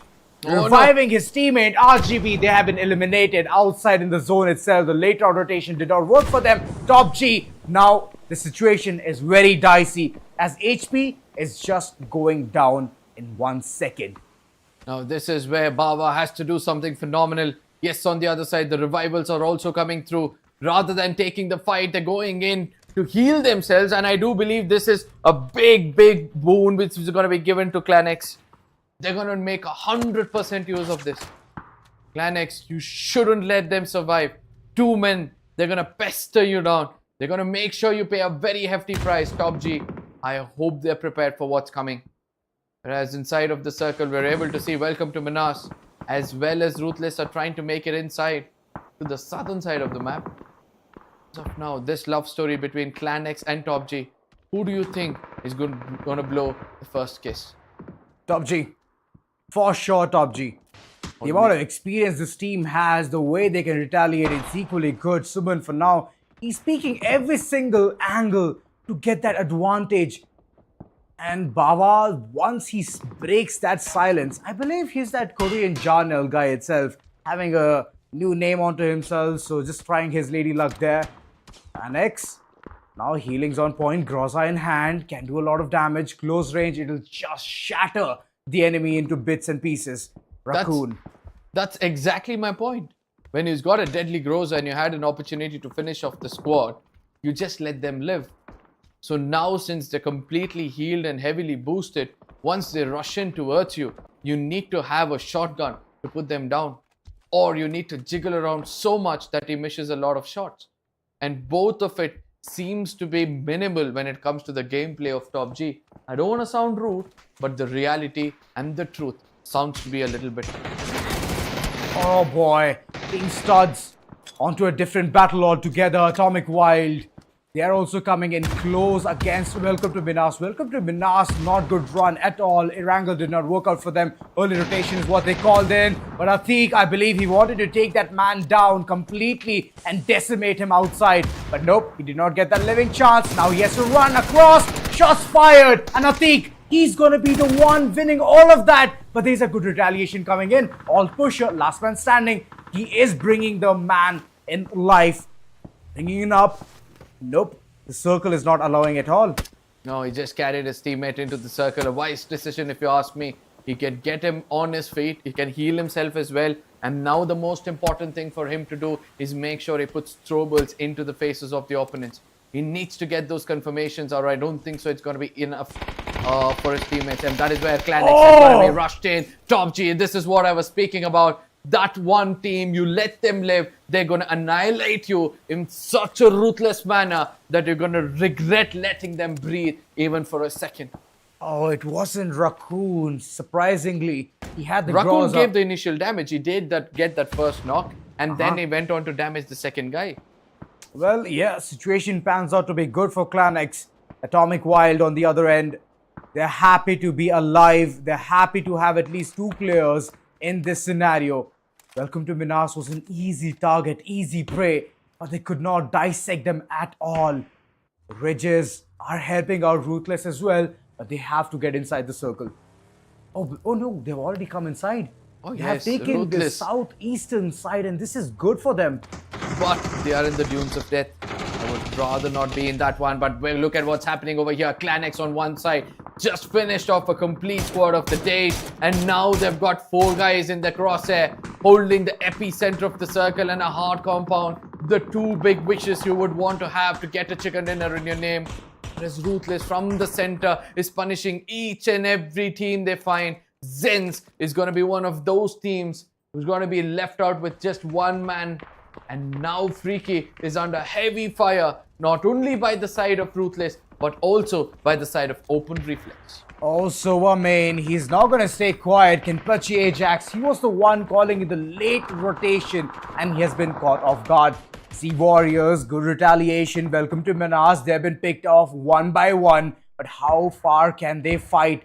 How far can they push themselves? A TEC, a beautiful Molly, and ZENSE in the midst of all of that has been taken out. IMPO, he's the last man standing, and I believe he has taken the entire team to the dunes of death. Z Warriors coming back strong in this game.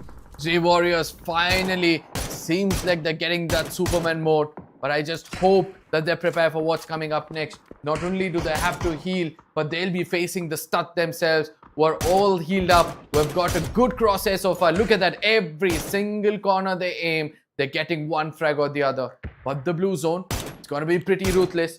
4 guys needs to make it inside the circle, and not only that, they need to finish off KALINGA before they do so. Oh, relentless approach. KALINGA, they're taking down Open Reflex one by one. Nazgul on the other end, he's not stopping at all. This man has been on a kill spree, all different level. And I'm just loving the odds, how they're fighting against those teams heading inside the circle. Now, the circle as it's shrinking in, it has blessed studs yet again. And I believe I've seen this somewhere. Different location, same map, but it was studs who had 4-man advantage and they brought that winner chicken dinner for themselves. But can they replicate it yet again? No, I'm more worried for 4 guys right now. After having such a good game, and now they're trying to make it inside the circle, being shot at so ruthlessly. You know, Rupesh, all he can do is head on to a bridge inside the circle and hold it for a long period of time, expecting nobody to come into the northern side of the map. Whereas from the southern eastern side, as we can see in our mini map, it's Ruthless trying to make it in. KALINGA, they'll have to tackle 2 teams before they try to make it inside the circle. All Rupesh has to do now is keep his fingers crossed, hide from the crosses, wait for everybody to fight it out, and then somehow make it. Oh, Atomic Wild. They have been taken out as well. They have been eliminated. KALINGA, battle which you were talking about, it has already initiated. Flashbangs on point. Suman, he's not going to be leaving. Try to white yet all. 10 KDR. He has stolen that kill. This is a big blunder. They wanted to go ahead and seal that deal as soon as possible. Ruthless, as long as they're alive, they know how to go ahead and start kicking things off up a bit. Suman 4K inside the shack. Nades being barraged right at the doorstep. He needs to run away, taking all of that support. He's taking the damage. He's going to be knocked out as well. Suman, big mistakes all across. And now it is Ruthless yet again stepping feet inside the top 4. Z Warriors, Team Studs. What can they do against all of this scenario? The studs, all 4-man standing. Death Thrill is going to heal himself. Mansab, we all know once he's got his crosshairs set on a team, he's not going to let them leave. He's not going to let them breathe. He's going to pressurize them so much that they'll have to just suffice to his crosshair. Oh boy. I just hope that's going to be the case. There it is, Ajax. Again back on his knees.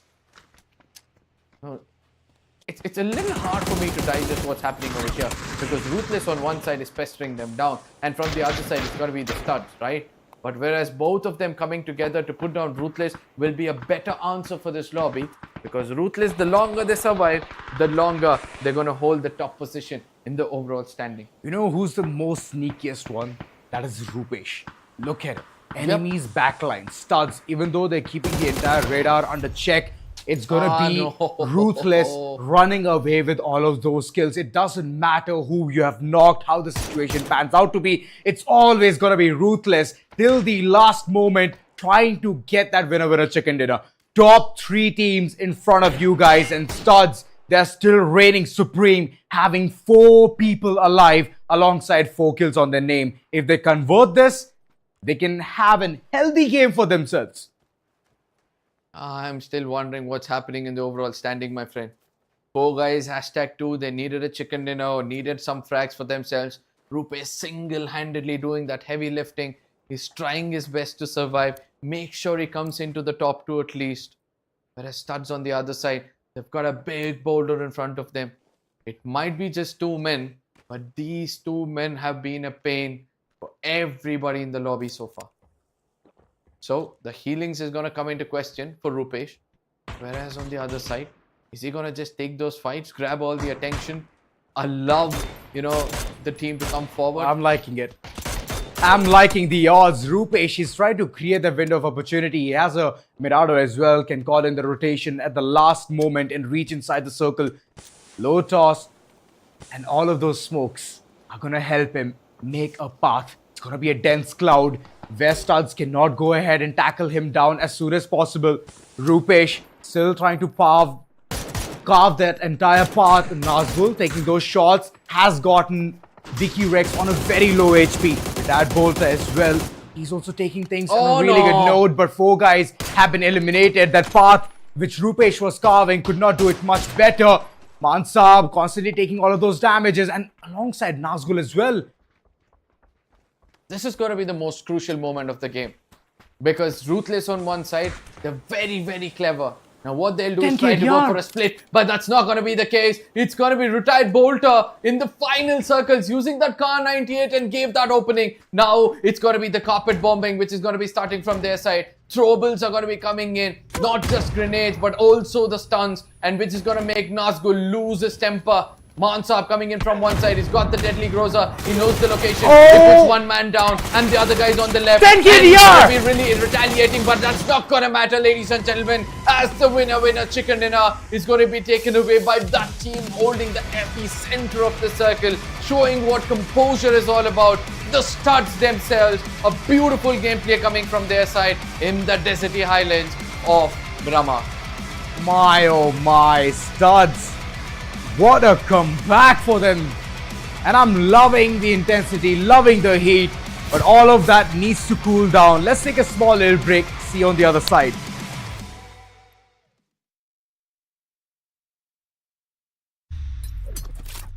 The Crucial Pro DDR5 RAM kit comes with a sleek, modern look that will complement any build. But aesthetics aside, it's the performance that really matters. So let's dive into it. The default JEDEC timings are 46, 45, 45, but it does come with 2 XMP and Expo settings for those looking for a little more performance. With XMP 3.0 Profile 1, you can push the speed up to 5600 megatransfers per second. If you prefer a slightly lower speed but tighter timings, Profile 2 offers 5200 megatransfers per second at 42, 42, 42 timings. We've run some benchmarks and stress tests to give you an idea of how it performs. In general, dropping the speed and tightening the timings with the second XMP/Expo profile yielded better results for us on our test system.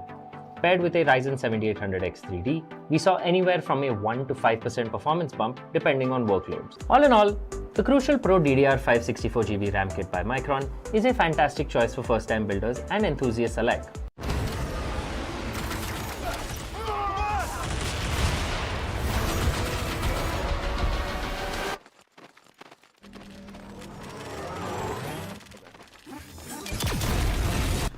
When are you gonna upgrade your system?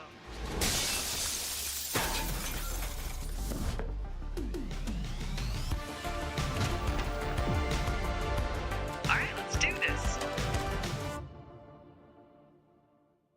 Once there was a hunter who saw what others could not. With a magic case in her backpack, she roamed with wild abandon into the great unknown. Her gaze inescapable, her reflexes lightning fast. When armies swarmed, she went through. With eyes open wide, hands steady, holding, watching, capturing everything in sight.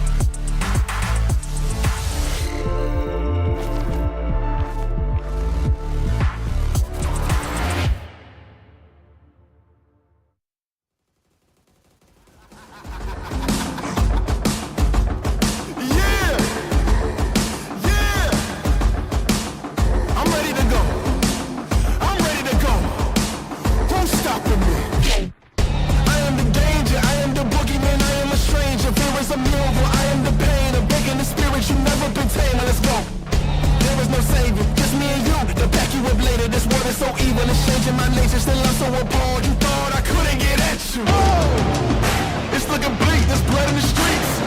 Oh, a treat for the freaks, defeating the beast. Oh, it's been weeks, at least there's moments of peace. Oh, increase the heat. I wanna watch it burn. Come on, burn it down. Okay, burn. You with me? Burn it down. I wanna watch it burn. I don't back down from anyone. I don't back down from anything. Of all my foes, you a little one. The pressure at all, it's an easy thing. I know the reason you running from. You fear it the most, that 101. Buddy is sweeter than honey bun. If I was you, I would be terrified. Oh, it's looking bleak, there's blood in the streets. Oh, a treat for the freaks, defeating the beast. Oh, it's been weeks, at least there's moments of peace. Oh, increase the heat. I wanna watch it burn. Burn. Burn it down. Come on. Burn. Burn. Come on. Burn it down. I wanna watch it burn. Show me some mayhem. Show me some mayhem. Burn. Bring it to mayhem. Burn it down. I wanna watch it. Slipping back in the darkness again.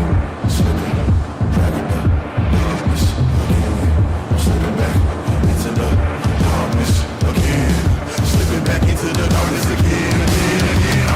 Whoa! It's looking bleak, there's blood in the streets. Whoa! A treat for the freaks, defeating the beast. Whoa! It's been weeks, at least there's moments of peace. Whoa! Increase the heat. I wanna watch it burn.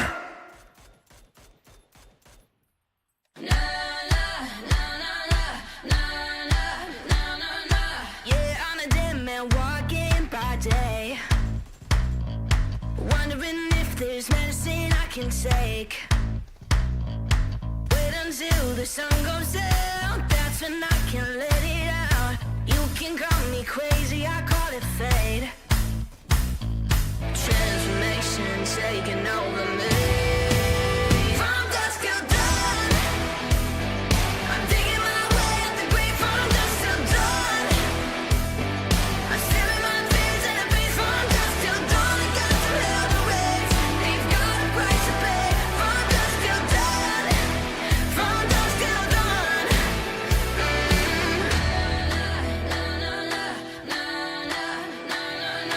I can feel the ice run through my blood, surges through my body all at once.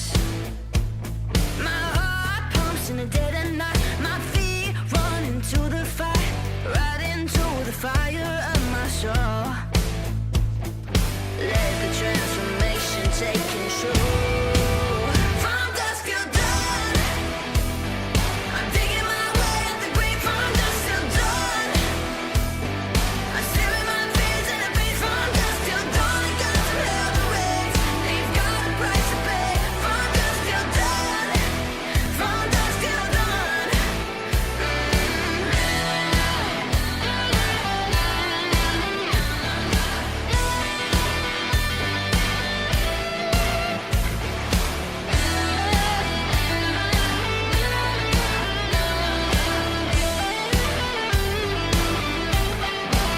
From dusk till dawn, I'm digging my way out the grave. From dusk till dawn, I'm staring my fears in the face. From dusk till dawn, I'm digging my way out the grave. From dusk till dawn, I'm staring my fears in the face. From dusk till dawn, I got to hell to raise.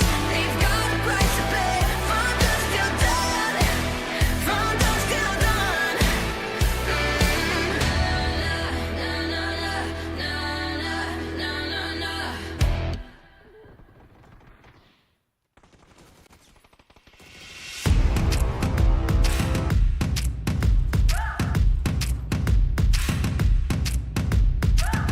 They say I'm young, they say I'm dumb, but what they don't know, it's where I've been and who I am, all the ways I've grown.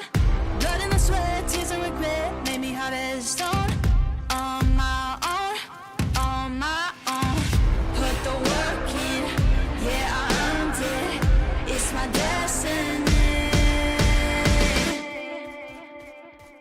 Yeah, I'm on top, can't be stopped. Shooting my shot,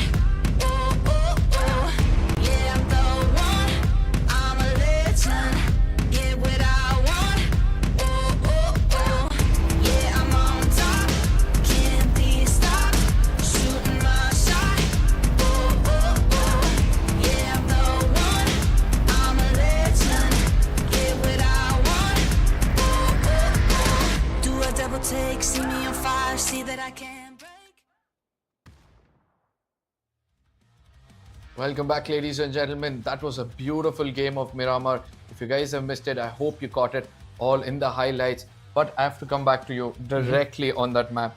4 guys, as well as Ruthless. Right. It seems like both these teams need to hold on to their horses. They're having man losses every single time they're getting into a fight. Indeed. But rather, they want to somehow survive into the top. That's the beauty of the entire thing. The last man, he's just solo ratting it out there in that corner, in all of those shady regions, making those smoke paths and whatnot, carving it through. Rupesh is the man alongside Ruthless, man. They're also doing their level best in order to enter towards the top 4, and it's helping them so far. Studs, congratulations. You have replicated and you have done it yet again in the map of Miramar. That's what I'm loving about. I mean, I'm kind of disappointed with Studs, to be specific, because if you see the comparison of other teams who have attained chicken dinner, they had more finishes in comparison to this. Right? So I was expecting them to come out of their comfort zone. Once they understood that there are only few teams left, you know, they could have rushed in on them instead of delaying few fights. So I somewhere feel that, you know, they did have a bit of a back foot over there. But yes, from the next games, since they have that confidence back on, they might do something better in the map of Rondo. Rondo, exciting map. But before all of that, you know the ritual, right? We have to head towards the stats to the nerds and understand what happened in the map of Miramar. Longest range, I hope it's going to surprise us, man, because we have been seeing awfully lot of low numbers and low ballers. 531, let's go! Yeah, finally, somebody crosses 500 and my friend next to me is high on energy. Good, it's good to see that. And even the healings as well. It all thanks to the blue, right? 4 guys, late rotation.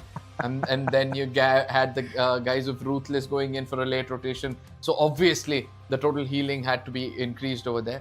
But total damage, not as much in comparison to what we saw in the map of Erangel. So I would love to see how things will turn out in the map of Rondo. But yes, 50 kills, I'm expecting more. Expectations are one of the things which we are always keeping on the line. 16 headshots is a beautiful start already in the map of Miramar. And from here on, I want to see those stats boosting up in the next following map. Oh yes, let's look at the Chicken Dinner's team stats right now to understand how this team has played. I did not see much of a damage being dealt by either of the players, but they've got some average ones and decent amount of finishes, as we already spoke about it. 400 coming in from the side of Retired Bolter, especially the final one where he knocked down the Ruthless guy to give an opening for his teammate. I mean, just imagine you're in the final circle and you're using a Car 98 to knock the opponents. How cool can you look? Retired Bolter is one of the classics, man. He's one of the classics. I love him to the point where I'm going to always tag team alongside him. And I myself love to use a bolt action weapon. It's the beauty of that weapon itself. You hit it on the head, level 2 helmet, it's poof, gone. That's the amount of damage it can deal. And that's what Retired Bolter was time in, time out, chiming with the entire weaponry as well. So good amount of frags, I would say. It's decent. It's put together, jotted down very well. So their winner chicken dinner also is complementing what kind of performance they have brought in. But at the same time, you know, I'm a bit disappointed with Mansab this time around. No matter how much he tried to do the damage, he couldn't pick up those frags. He couldn't convert those knocks into finishes. Whereas his teammate this time around has done a great job. That is Death Thrill, especially finishing off the last player of 4 guy Rupesh and then allowing his team to have an easy breather on the last team. And that was Ruthless. Well, this is about this is about Studs. Let's just go ahead and see about the entirety of the team and understand what went wrong or right. Double digits are there for 4 teams and I'm liking the enthusiasm. Ruthless, yet again, 13 points on the name. Clan X, they've gotten in with 12 points. 4 guys on the other end with 11. So good numbers all across. Z Warriors, from the second half of the first page, they have gotten in towards the top 5. And this is surprising. But there are still few disappointments, right? RGB going with the 0, TOPG, the team which we wanted to perform well. And for the first time in a long time, the DAESH is the first team to get eliminated and go down with 0 points. The momentum has been stabbed and I just hope they wake up, pull those swords out and prepare themselves in the map of Rondo. If not, I believe the downfall of the DAESH might begin in this map of Miramar itself. Ooh, DAESH, if you're listening to Arca, might as well go ahead and showcase your A game in Rondo. TOPG alongside as well, they could not have the decent fight of their own. They were way too scared to go ahead and initiate that battle.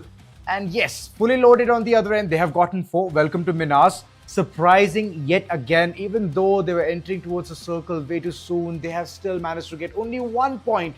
And that too against who? It was against Atomic Wild. Yeah. And Z Warriors, I'm happy for them, as you correctly pointed out. RUTHLESS as well. They got more kills in comparison to position points. They were playing so well. Atomic Wild with 4 points. But I believe something has caught your eyes. Big Empire Esports. They didn't get a single digit yet again. Yeah, that's what I said. Big Empire again going in with a little bit of disappointment. I really want them to pick. Yeah, I really want them to pick up one. You know, I understand the competition level in the grand finals is top notch, and they're still on the learning curve of things. They're a new team who are trying to pick up frags, trying to understand where they stand, and they have a long way to go. Right. But they're starting somewhere, and this is the right stage for them to start. They need to start somewhere or the other. But this man has started already, man. He's been popping off, the MVP of the previous game. Let's just go ahead and look at his stats. Suman, this man has been the menace to the society, man. 6 frags is what he has accumulated alongside the damage of 562.6. So overall, just sum it up, man. 563 is what he has currently. I mean, I think this is why we are a little bad at math. We try to, Round it up? Yeah, we try to but round it up. If it's more than 5, it always rounds up. That's not been the case in my life, though. But yes, coming back right into the game, it was a good start for this team, to be frank. I'm expecting much more good performance to be coming in from individuals like Rupesh. Right. Let it be 10KDR, let it be even the IGL Nazgul. He's not able to outshine the others and also shine for himself in the past 2 days. So he's going to be a little bit frustrated in comparison to his first 2 days, the way he has played, the way he has always been leading the charts of the MVP. It's time for him to wake up. It's for sure time for them to wake up. And that's the thing we are requesting from even a Big Empire Esports. Yeah. Constantly. We're going to keep them in check. We're going to keep them in account. We'll constantly take their name so that they can understand the gravity of the situation. That you need 1 point to start things. Still sitting with 0, man. Don't sit with 0. 0 is not a good number. Even though it was invented in India, you don't have to keep that. I mean, I feel that, from being a little harsh, we're just taking another step ahead. But trust me, bro. We're keeping them in account. Trust me when I say this. If RGB are in 0 when they're capable of getting a 1, if I was in this game, I mean, when it comes to the Big Empire, if they're in 0, I would have been somewhere in -1 because my game is not this good, for sure. Ouch! Oh, I mean, speak the truth, and it's important. Man, there's a fire hydrant right there. Can I use it on you? Because you have a self-burn. Don't worry, I'm too hot for it. It's not going to extinguish me. So, ladies and gentlemen, it's time for us to head into Rondo. But before we head in over there, we need to make things we want to make few things clear to you guys. I started to fumble, man. It's all right. It's all right. I guess the heat. I guess it's the rap which we're trying to do in the game. So, ladies and gentlemen, before we head in, please do let us know your predictions in the chat, as this is going to be the final map of Rondo, which is going to be played on the 4th day of this grand finals, and after which you'll be finding another map of Rondo that's only going to be on the final day, and the flight path is going to be coming on our screens. The beautiful temple region, the heritage place, and finally the Eastern strategy. Oh boy, love the view. My oh my. If this is the case, right, I do not want to come out of it. Production, just keep it this way itself. I'm just loving the flight. I'm loving the view right around it. Hills, mountains, whatnot. But yeah, coming down to the part where it's going to be a dissection. It's nice. It's decent. It's going to allow a lot many teams to head towards Jadena City as well. And this is a good place if you want to set forth the early footing and get those loots. The farming you're referring to. Oh guys, I think they're headed to the right spot. The stadium, which was once a hot spot for all these teams, seems to be home for a single team, and they're going to be so happy getting all the loot they obtain over there. But again, any early confrontation, that is where we'll have to think of. And I feel like the northern eastern side of the map, TOPG as well as the DAESH, they're going hand in hand, they're flying together. But who's going to be landing first? to take the first knock and kill? That's the thing we have to wait and watch. Early drop clashes, very exciting, very interesting. And yes, it's yet to begin. Test track, one of the places where Atomic Wild has reached. It's a good spot. They can get good amount of loot as well. But I'm excited for a battle which we have seen multiple times. Clan yeah. X versus Ruthless. Oh, the love story which has been built in the map of Rondo, and it seems like Clan X is already starting to make them pay. I see 2 men down on their knee already from the hands of Ruthless, and they will have to retaliate immediately, or I don't think so it's going to be easy for them. Ruthless, 2 men, are they falling back, or are they preparing themselves to take the fight head on? And it seems like 2 players already goodbye from the lobby. Oh, well, wait a minute. It's RAKUZAN. Oh, wait a minute. Yes. Somewhere I feel it's going to be RAKUZAN on the receiving end of things. And Ruthless are at a distance watching all of this take place like always. It's a big commotion. For the first time when you see another squad landing in towards the same place, it's always going to be fun. But this cat and mouse chase, it's soon going to come to an end. Crazy XD. Well, is he going to go crazy? Is he going to find out that someone is hunting for him? Will he get that perfect shot? He has prone. It's a basement. And now, Ghostia. He's also heading down. 4-man squad hunting the solo player surviving. Doors open, so will be the head. The shots are going to come through. Crazy could not do much. And he's going to be biting down the last pill. RAKUZAN, they have been eliminated. Oh, I was so happy at one point of time, man. And I don't know why I have such big expectations. I love Ruthless. I love Ruthless every bit of their gameplay, right? But somewhere I want them to get eliminated early. So that in the final game, when they come into play, they're challenged by other teams for the top spot. Arka, you know what? You're ruthless. Why not? When a team can be so ruthless in a game, why can't I be on the desk? Ruthless. Look at the position. All 4 of them yet again. You know, before they were having the 2v2 split and that was working out for them. But this time around, the 2v, 1v1 split, it seems to be backfiring them. But still they're sticking to it and I wonder why. If it gives them the fruit, might as well go ahead and do it. Expacho. It's been giving them a lot of trouble. That's my point. Oh, they have already started things. Expacho taken down. Mustaki. Early confrontation. And Slacksky, he has his information as well hidden onto where his location is exactly. No way breathe there. Well. Pants being thrown on top. And yes, with that comes the confirmation. Mustaki, he has chucked the ban on Expacho. I mean, this could just be the beginning of the end. And before I could complete my sentence, Ruthless have taken the fight into the faces of Clan X. And for the first time in the map of Rondo, Clan X are just going to be on the receiving end of things. I mean, look at the frustration. It's still going around. Ruthless, they were waiting for an opportunity. And this time around, they'll have to thank RAKUZAN for coming in and give that opening. RAKUZAN, even though they could not do much, they just got them jittery. Yeah. They got them shaking. Wait, what? There's another team in our same vicinity? So yeah, that was a good opportunity. Welcome to MINAS, calling in a rotation. Nice and dandy, good views all across until they meet their fate yet again. I don't think so. They've got a very, very good vehicle for themselves. Dacia for now. There's a lot of ridges around. They're not going to be shot at that easily.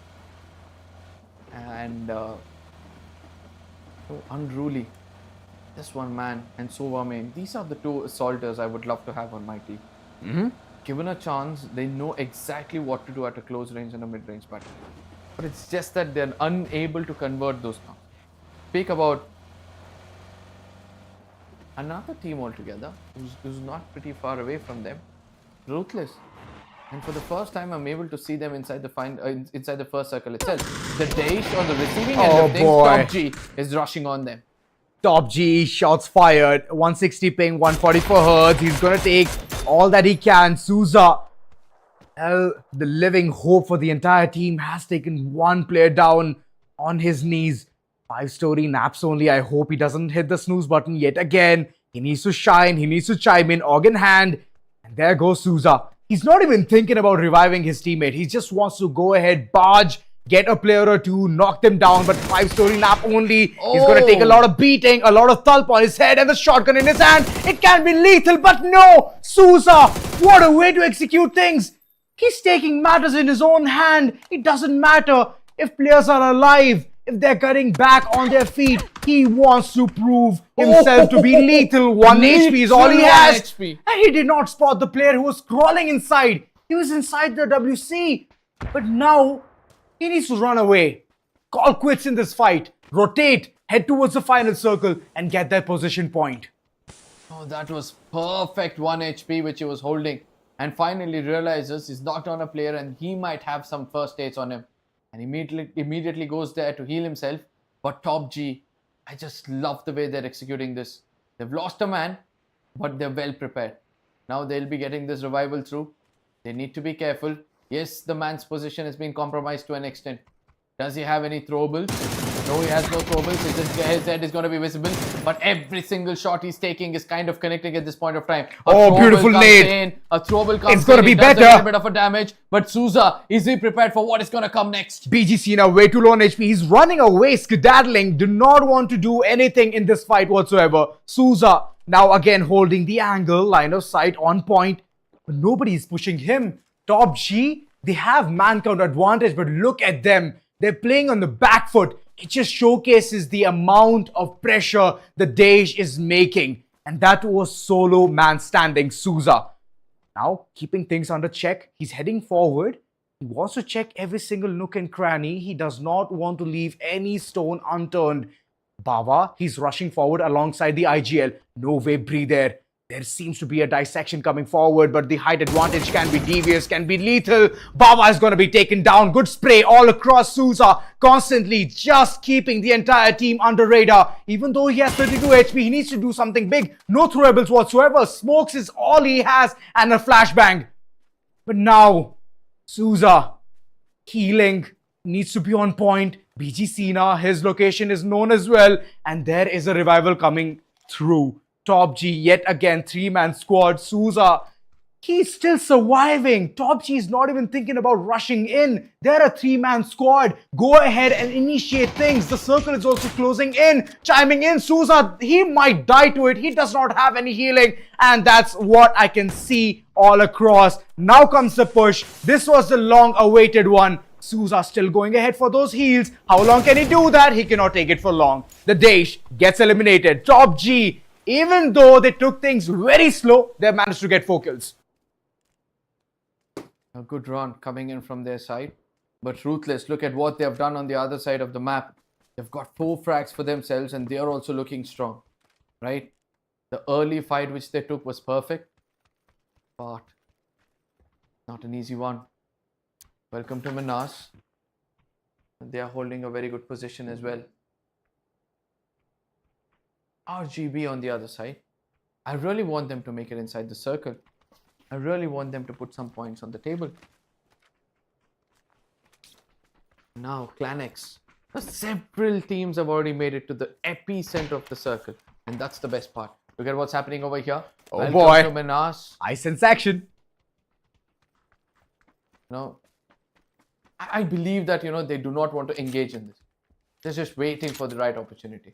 They know in case they get that knock as well, it's not going to be easy for them. Right? And open reflex, they have no clue there's a team on one side because they're busy looking at the only team in the open in the name of TOOP. Open reflex. Rotations. That will be the car. They want to keep it nice and handy. But yet, they want to save the car from being shot as well. Once the tire bursts, we all know the story. It's going to be a sad ending. So, might as well not enter towards that area. Ruthless on the other end, calling in a rotation. TOPG, they're still outside the circle. How fast can they rotate, Arka? I don't know. Because there's been a lot of early rotations in this game. So in case they want to come in late into the circle and nobody wants to take early fights, it's just going to be stacked up.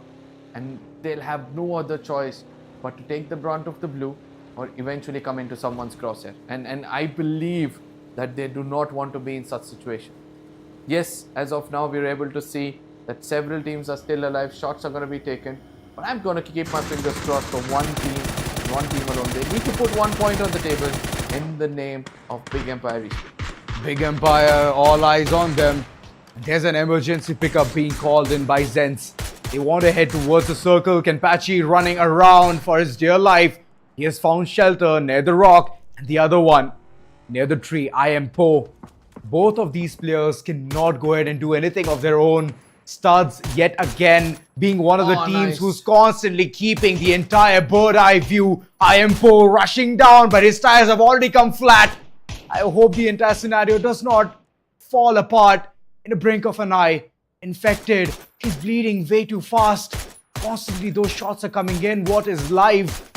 He is alive and kicking. Wants to make things better for the entire team. But now is the time where things are going to be slipping by. The moment he went for a reload, the rotation came in. Forget about the reload. The smokes were already deployed. There was no way the shots could have been connected so easily. If there was one team who could actually, convert that, then that had to be the side of Ruthless. And look at what DeathThrill has done amongst all these things. He's got a very good off angle. And you have Mansab who's taking that rotation. In the minimap, it's going to be visible for you guys. He's taking that rotation, trying to come in at an angle where he can completely take them down. The shots are going to be connected from one side. And there it is. Infected is down on his knees. And I do believe after this, it's going to be a very clear story. It is going to be a very clear story. The pushes are coming through. Studs back and forth, having that flank angle. Z Warriors constantly being pincered by them. The smokes are going to come through, but now the nades are going to be barraged as well. It's like an entire battlefield right in front of them. And they can see death. They can see it all around them, dodging all of those bullets like in the Matrix. Mansab could not connect anything whatsoever. And now he's the man who's going to be facing a lot of wrath. No, I don't think so. Mansab knows exactly what he's doing. He's put up a smoke which just now dissipated, right? And now he's got to be pushing in. He knows there's a knock on the other side. He's got that M76 to the barrel with a red dot. He's jumping to first gain information. There it is, a man who's going to be picking up, giving away his location. The second person is going to be a trade gain coming in from their side, but nobody is there to rescue Mansab. It's important for DeathThrill to immediately rush in or he might lose a player over here. DeathThrill, he's got that off angle. Oh my god, and he registers that knock. Mansab, big mistake, just rushing down, thinking that the entire squad is weak. Nobody's going to be healing. Z Warriors somehow have managed to put one man down. And now Studs rushing forward. Infected, he is the one who's healthy. Kenpachi Ajax is seeming like he's having tough times. Trouble times is what he's seeing. PTSDs all across. Nades being barraged in. DeathThrill. But now he's just going to be focusing on revival. Will he do it as soon as possible? Because Fully Loaded is also joining in this entire action. Retired Bolter, yet again, you can see a Kar 98K in his hand. And soon, the action is going to be unfolding. What is live? Calling in the rotation, rushing down to the wire, reaching to the spot to retaliate against Z Warriors. But Z Warriors are taking things very slow. They know if they're going to engage in it, they're going to be the first team to be heading towards the lobby. I don't think so. I think Studs have decided to fall back to the hard compound. They have no interest in continuing this fight. Because yes, they did get tagged from the side of Fully Loaded from the high grounds. So they understood the more they continue this fight, the more they elongate this fight, the more the chances of them getting casualty. So what they're concentrating, just to hold the center of the circle, have that hard compound for themselves, and the rest of the teams, the third parting teams, is just going to take care of that team they were pestering till now. Ruthless. Thank God the eyesights are going to be on them. 6 kills strong. They're already zeroing into another team. That's going to be 4 guys. Smokes all across. They want to head inside the compound. Rupesh has taken a lot of damage. DeathThrill, the push is coming through. Clan X could not do much there. And there comes Retired Bolter. He knew that he needs to come as soon as possible. And now he's joining in hands with the entire team. Taking those shots. Retired Bolter, close range. Picture perfect. And now the man who had to be taken down, the Korean Jarnil, he's doing all the heavy lifting. Couple of players done and dusted. Mansab, he's also taken a huge amount of beating. What is life? The last man standing, the survivor. Can he go ahead and convert? Jumping all across. Jarnil, he wanted to seal the deal, but it is Team Studs who's gonna annihilate Krulix. But at what cost? Cost of all their teammates. This is important for you. All 4 needs to rush in case they're going to take those fights. Z Warriors, they did their best to take down side of fully loaded. Even they get annihilated. And Lakwinda was the man to put the final nail in the coffin. Somewhere far away. This is the love story I would love to witness. 4 guys versus Ruthless for the top spot. Whereas it's got to be shot by inside of that building. Waiting it out. Pixels of the footsteps were visible. And Mustaki was trying to pester them down. 4 guys needs to be careful. In case they go upstairs, they know that somebody is going to be backstabbing them. A perfect grenade used in over here. The blue zone damage grenade. Shot by is the only guy who's taking damage of this. Lovely. And he's not going to bother much. He knows it's just a fraction of seconds since after that goes away and he can heal himself. Smokes are going to be deployed and now the mind games begin. Ruthless. Are they going to rush in? 2 players from the top and 2 players from the bottom. They need to be prepared. Another smoke is loaded. Ready to go. Ruthless Laxki. Can he do it? Can he come in from an off angle? Or is it going to be his teammates doing the initial knocks? Stalling is what 4 guys can do at the bare minimum. Shot by. He's still finding the perfect open angle. City on the other end did want to go ahead, overextend. He has dealt a lot of damage upon the opponent. Now he's going to go inside, heal. Still the push is not coming through. Ruthless. They're taking things very well. They're not at all going ahead, rushing in. They know if they go ahead, it's going to be a dead man's trap. What's more important right now is to check who gets taken down first, and that's going to be City. Now 4 guys are on the receiving end of things. This is where Ruthless are going to turn Ruthless. They want to rush in. Nazgul from the top jumps down. He's got an S12K for the close range. But Rupesh has been clever enough to put 1 man down. Changes his position. Tries to replicate yet again, but it's not going to be easy. 4 guys shot man on the other side. Shotbai has done a phenomenal job so far. He's got to be healing himself. He's just got 2 HP left out, but the zone is going to do the deed. And 10 KDR is the last man standing. He's got 8 frags so far for his team, but Mustaki is also going to bleed out. 10 KDR. Can he make it inside the circle? It seems like he can, but he'll have to heal his way through. But will he be alone, or is somebody going to put him down before he does? It's always someone lurking around. It's a map of Rondo. Multiple teams love to be towards the Mother Nature itself. Prone is what I'm talking about. TOPG, 7 kills, strong, solid performance. Last time, they could not convert it at all, but now we all can see Bawa. He has been a powerhouse for the team alongside the IGL. There's only 1 player loss. 5 story naps only. And TOPG, they have a really good command towards the circle. Northeastern side is where I can see them currently at. No, does it matter? Because the next circle, after it forms up, that is when everybody are going to face the challenge. Yes, a few are going to be blessed. A few will understand how to survive. Yes, Ruthless, you can see somehow they would have made it inside the circle because the kill feed did not confirm the last man driving through, right? But welcome to MINAS. They have their eyes set on them. The last man standing, and he's got to be pestered around. Mid-cap, he knows the position of the last guy.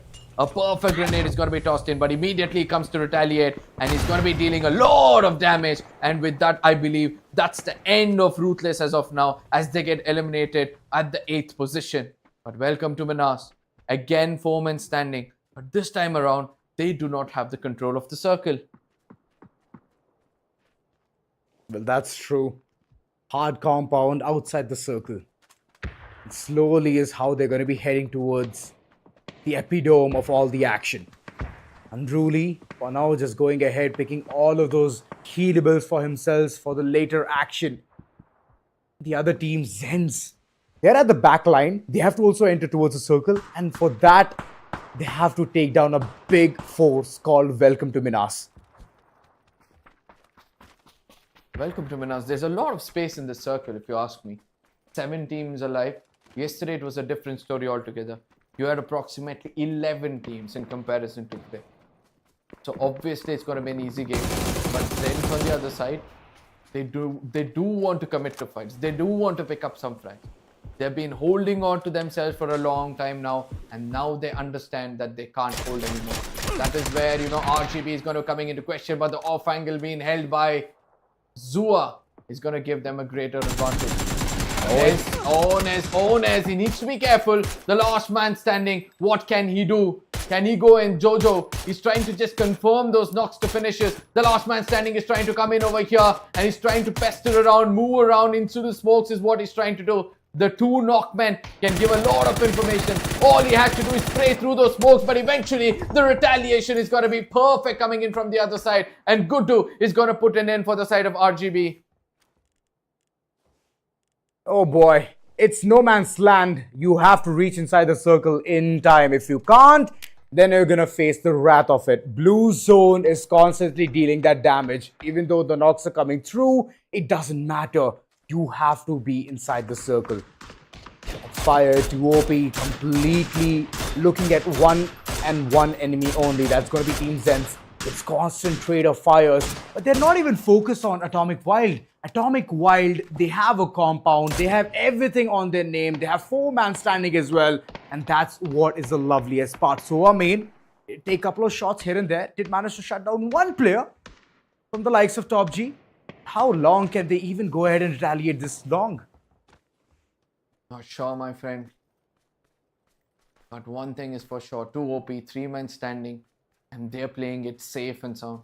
They're playing it clever as well. Because they know the importance of trying to survive. Staying away from the side of Atomic's crosshair. And that's going to be the major priority. Yes, they can still rotate to the northern side of the map through those ridges. And then try to come in from an off angle. But if they choose to hold the same position which they're holding right now, I think it's a deadlock. To the eastern side of the map, whereas the eastern side of the map, we're able to see that WTM, welcome to MINAS, the last man standing from the side of Open Reflex, when he's one with the nature. Yeah, welcome to MINAS and TOPG. This fight is taking place in one corner. Seems like the production are in the drone mode. They're just showing us exactly where what is happening, and there's a push coming in from the side of Welcome to MINAS. Not just yet. Not just yet. Madcap, he wants to first throw all the utilities that he can flush the opponents out. That's when he will barge in. Droning for the moment. Not at all showing any hasty move. Bawa has been doing really good. He's like the powerhouse of the entire team. TOPG, they currently have maintained a very powerful status. And the height advantage, it was paying them off, but now comes Unruly. He's slowly getting all of the real estate, the control, and he takes one player down already. Bawa from the other angle. He did catch the opponent by surprise, but look at Sova Main. The angle, sublime, and now the retaliation even hard. Bawa have been annihilated completely by the likes of TOPG. And TOPG, my oh my, they have played it to perfection. I did not expect this. Now that is where they made a mistake, right? If you're rushing in, commit to the fight completely. If you decide to stay back and hold in for the throwables, that is where you make the bigger mistake. The opponents will be expecting you. And then when you give them a breather, they're going to change positions. They're going to make sure they take advantage and put you down. Lesson learned the hard way. And now the last man standing from the side of Open Reflex. He's going to be coming into the crosshairs of many. Whereas a good rotation which had come in from the side of TOOP is again challenged. No vapor, breathe air, is trying to come out in the open. He's going to be punished as well. TOPG now showing who's on top of everybody. A 1v4 situation. This map has Atomic written all over it. And if they lose this game, I don't know what to say. Atomic Wild, 4-man strong. And look at Cyanides. Bolbalm is right on top of him, and still Bolbalm does not know where Cyanides exactly is. Now he's gonna hear him, he's running out in the open. Cyanides taking a heavy beating, and All Pusher is the one to shut him down with the AUG. Last man standing, Open Reflex. He also opens up his shots, did take down Micro, but for how long can he survive? It's not looking good. The van is not at all fast. Even if Gautam paces forward, he will catch up to the pace of it. Smokes, flashes coming all across, and there comes the peak. Not Tommy OP, not surviving for long, and the winner chicken dinner. Even though it was decent early on itself, they got that control over the compound. Atomic Wild, they have gotten that winner chicken dinner. Oh yes, but TOPG, this team has got the limelight on them. What a phenomenal performance they've shown us today. When it comes to frags, they were there. When it comes to the damage given, they were there. I believe they've got 13 kills for themselves, and that's not a small number. You know, in case they had survived a bit more better, if they had the man advantage, probably they could have given the right kind of challenge for the opponents. But ladies and gentlemen, you know the ritual. We're going to be taking a short break and seeing you guys on the other side.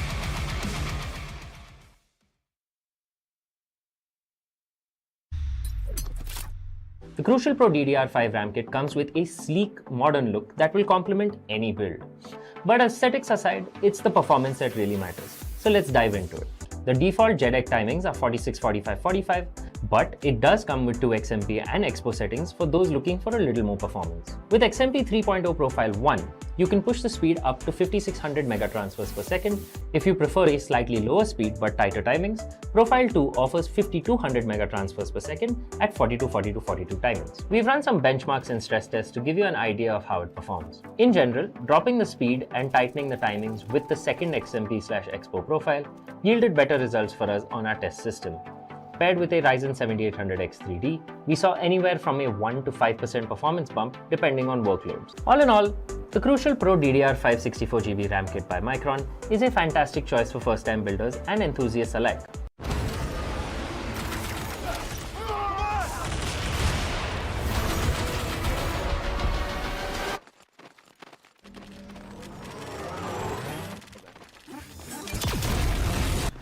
When are you gonna upgrade your system?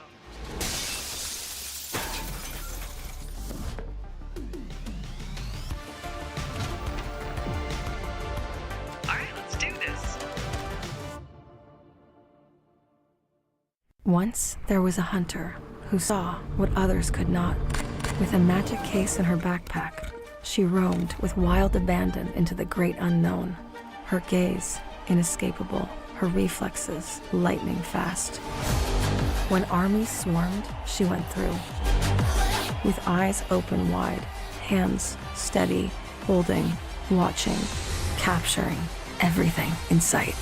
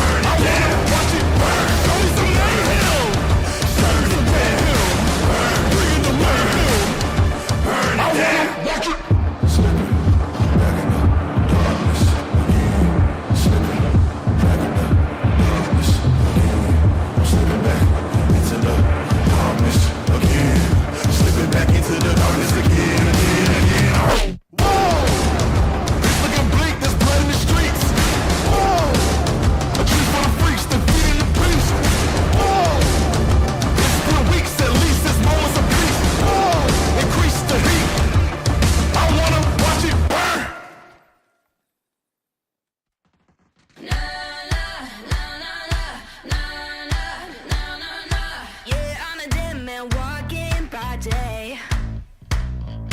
Wondering if there's medicine I can take. Wait until the sun goes down, that's when I can let it out. You can call me crazy, I call it fate. Transformation taking over me. From dusk till dawn, I'm digging my way up the grave. From dusk till dawn, I'm staring my fears in the face. From dusk till dawn, I got to live the waves. They've got a price to pay. From dusk till dawn, from dusk till dawn.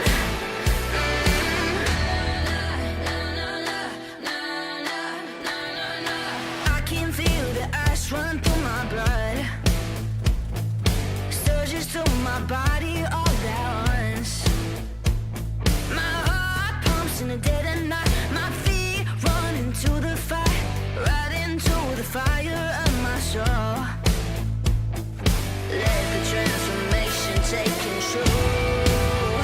From dusk till dawn, I'm digging my way up the grave. From dusk till dawn, I'm staring my fears in the face. From dusk till dawn, I got to live the waves. They've got a price to pay. From dusk till dawn, from dusk till dawn.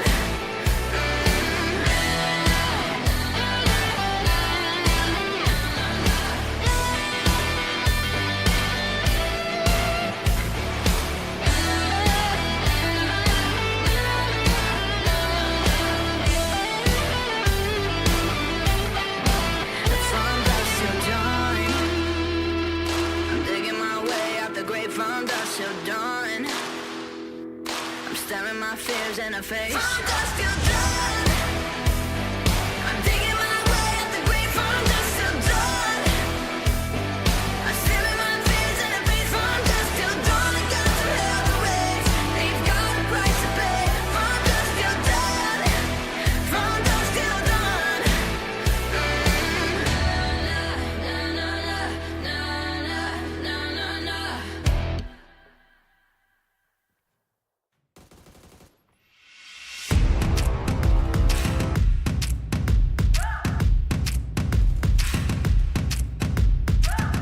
They say I'm young, they say I'm dumb, but what they don't know, it's where I've been and who I am, all the ways I've grown. Blood in the sweat, tears and regret, made me hard as stone. On my own, on my own. Put the work in, yeah, I earned it. It's my destiny. Yeah, I'm on top, can't be stopped. Shooting my shot. Oh, oh, oh. Yeah, I'm the one. I'm a legend. Get what I want. Oh, oh, oh. Yeah, I'm on top, can't be stopped. Shooting my shot. Oh, oh, oh. Yeah, I'm the one. I'm a legend. Get what I want. Oh, oh, oh. Do a double take, see me on fire, see that I can't break. Knew I'd be great, knew I would rise through all of the pain. All of the love, start with it now, keeper of all faith. Never change. Put the work in, yeah, I earned it. It's my destiny. Yeah, I'm on top, can't be stopped. Shooting my shot. Oh, oh, oh. Yeah, I'm the one. I'm a legend. Get what I want. Oh, oh, oh. Yeah, I'm on top, can't be stopped. Shooting my shot. Oh, oh, oh. Yeah, I'm the one. I'm a legend.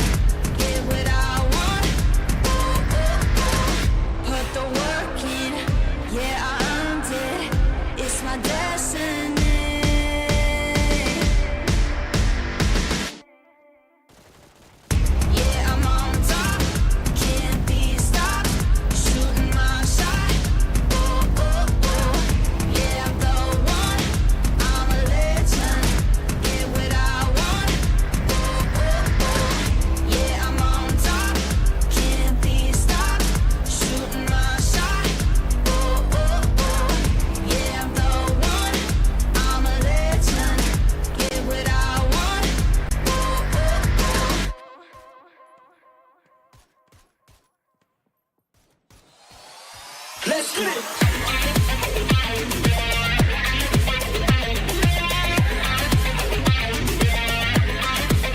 Let's get it.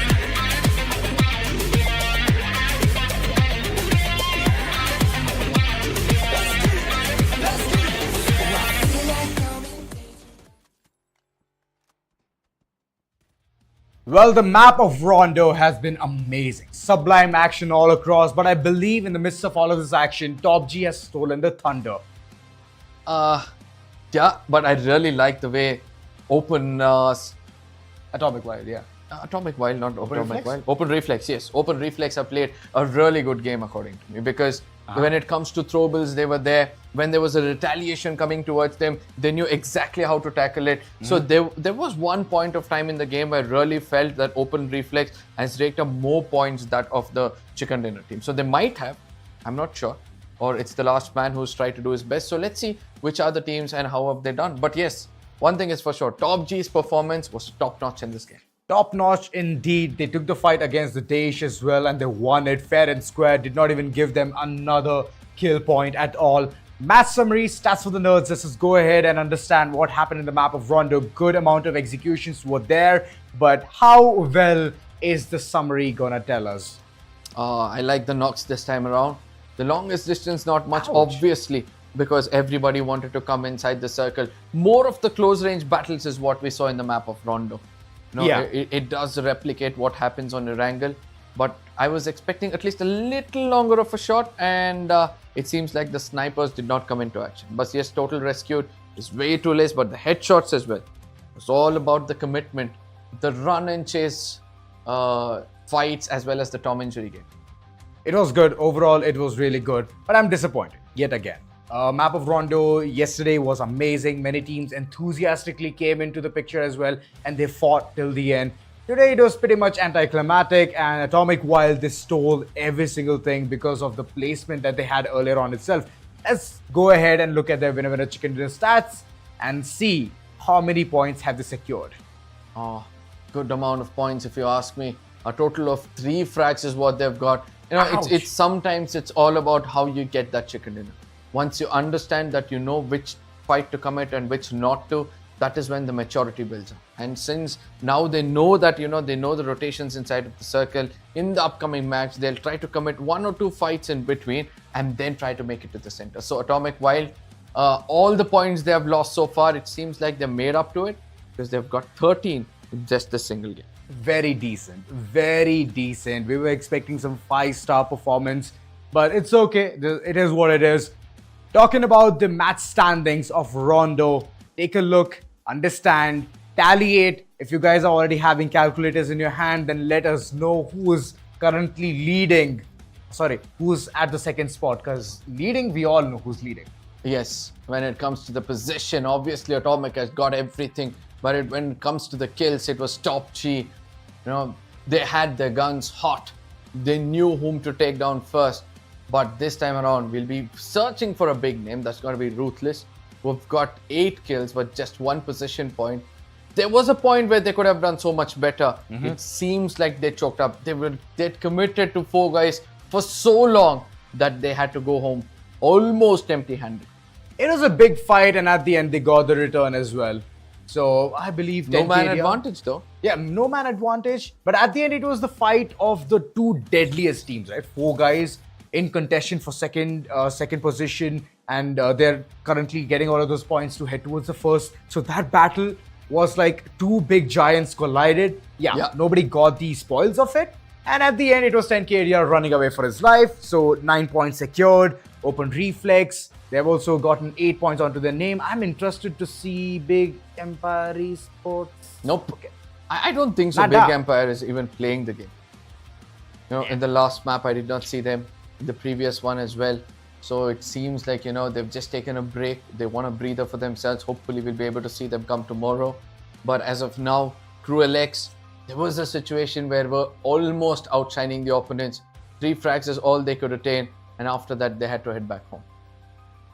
KALINGA had to head back. RAKUZAN, the early drop clash which they initiated against Clan X, that is one thing which they lost. They gave them 3 points, and later on Clan X retaliate against Ruthless, but Ruthless, this time they could get that score for a 2-0 to a 2-1. Yeah, ZENSE as well as RGB. Slowly, these two teams are coming back to their senses. They're slowly picking up frags and position points. I was expecting RGB to make an earlier rotation into the circle, but it seems like these two teams are too much committed when it comes to the third and the fourth circle, that they want to make sure they clear their backlines and then make it inside the circle. Rather, if they can go in for a longer rotation, avoiding all those fights, taking the brunt of the blue, trying to heal themselves up, and then hold the center of the circle, I believe they're going to have a better chance. Welcome to MINAS and TOOP. These two teams had a decent run as well. Decent run, but I believe there's one thing about RGB, Yeah. Whenever they want to go ahead and execute things, they always fumble. They always fumble. I mean, I feel they elong the fight more than fumbling. But the initiate itself, that's the thing, right? They're far too, way too far from the battle, and they're taking those long shots, and that itself is missing most of the time. And the moment they go in for that slam, it's so shaky that they just think twice after that. Well, let's see whether that's going to be the case, because the upcoming game is going to be the final map. Yeah. And we're going to be ending in the map of Erangel, and everybody knows the value of this. But before we speak about Erangel, why not speak about the MVP himself? Because in this game, we had one man, Bawa. Literally, this man solo stood against a team which was rushing towards him, made sure he annihilates them, then turn around, pick up another frag for his team, and he was the only ray of hope. In case this man was not there, 6 frags would have been gone away from this. It was those nades which were coming in flank angles and too OP, even though they were thinking that they're the smart lads out there, they could not be smart enough. Bawa, it is a power pack performance from him, and I'm very happy to see him on board TOPG. For now, they've been very isolated, very silenced, and whenever they take a fight, it does not turn epic. So now they made it epic. Yep, because the panda's finally making some noise in the Chinese map, and I couldn't ask for a better ending on the map of Toronto. But yes, coming back, ladies and gentlemen, the final map is going to be a very crucial one. Ruthless knew that committing to the fight with 4G was much more important, because once they eliminate 4 guys from this game, there is no way they can climb up the ladder. 4 more maps to go apart from this, right? So let's consider 5 maps. So in case 4 guys need to dethrone Ruthless, they have to not only make sure Ruthless gets eliminated early, they need at least 3 chicken dinners with a decent amount of kill points to make sure they get themselves the crown. Well, Arka said it, but is 4 guys ready for it? I think they're prepared. They're prepared? Yes, I think they're prepared. I feel that many people are going to be having the targets on their back and running forward, chasing them down. What happened to Ruthless is going to happen to 4 guys to get that second spot. First is impossible. For the others, especially for 4 guys, it is possible. And even if they get win a chicken dinner and a good amount of frag, it is possible then too. But it's about that closing state, right? It's about that closing state. How can you do it? Is it going to be a good note or a bad note for day 4? Now, let's see, the final map of day 4 is going to be coming on our screens anytime soon. My friend called it the closing statement. I would like to call it the closing game. Ladies and gentlemen, without any further ado, let's jump into the default, the fan favorite map, the map of Erangel, which has got the urban cities. It's got every single thing an entertainment calls for. But this time around, the only thing we would love to see is some early clashes. Oh, we all love to see that. We all love to see it. Before all of that, it's going to be the flight path, perfect dissection. It's going to give way for Noddy to head towards Razok, school, aparts. There's even Pochinki in the picture alongside military base. That's one of the crucial places for the likes of Welcome to MINAS and Nova Ripnoi. Well, how can we forget? This is one of the places where we always see Clan X reaching and getting that perfect loot for themselves. Zarki on the other end, top spot for TOPG, and they'll never let it go in vain. You know, I am starting to feel that few teams are starting to get targeted. Now, it's all about the middle table, or the teams in the middle of the table who want to dethrone one another so that at least they can reach the hash position 3, or the hash 3, which we refer to. Yes, we can see 3 teams almost colliding with one another.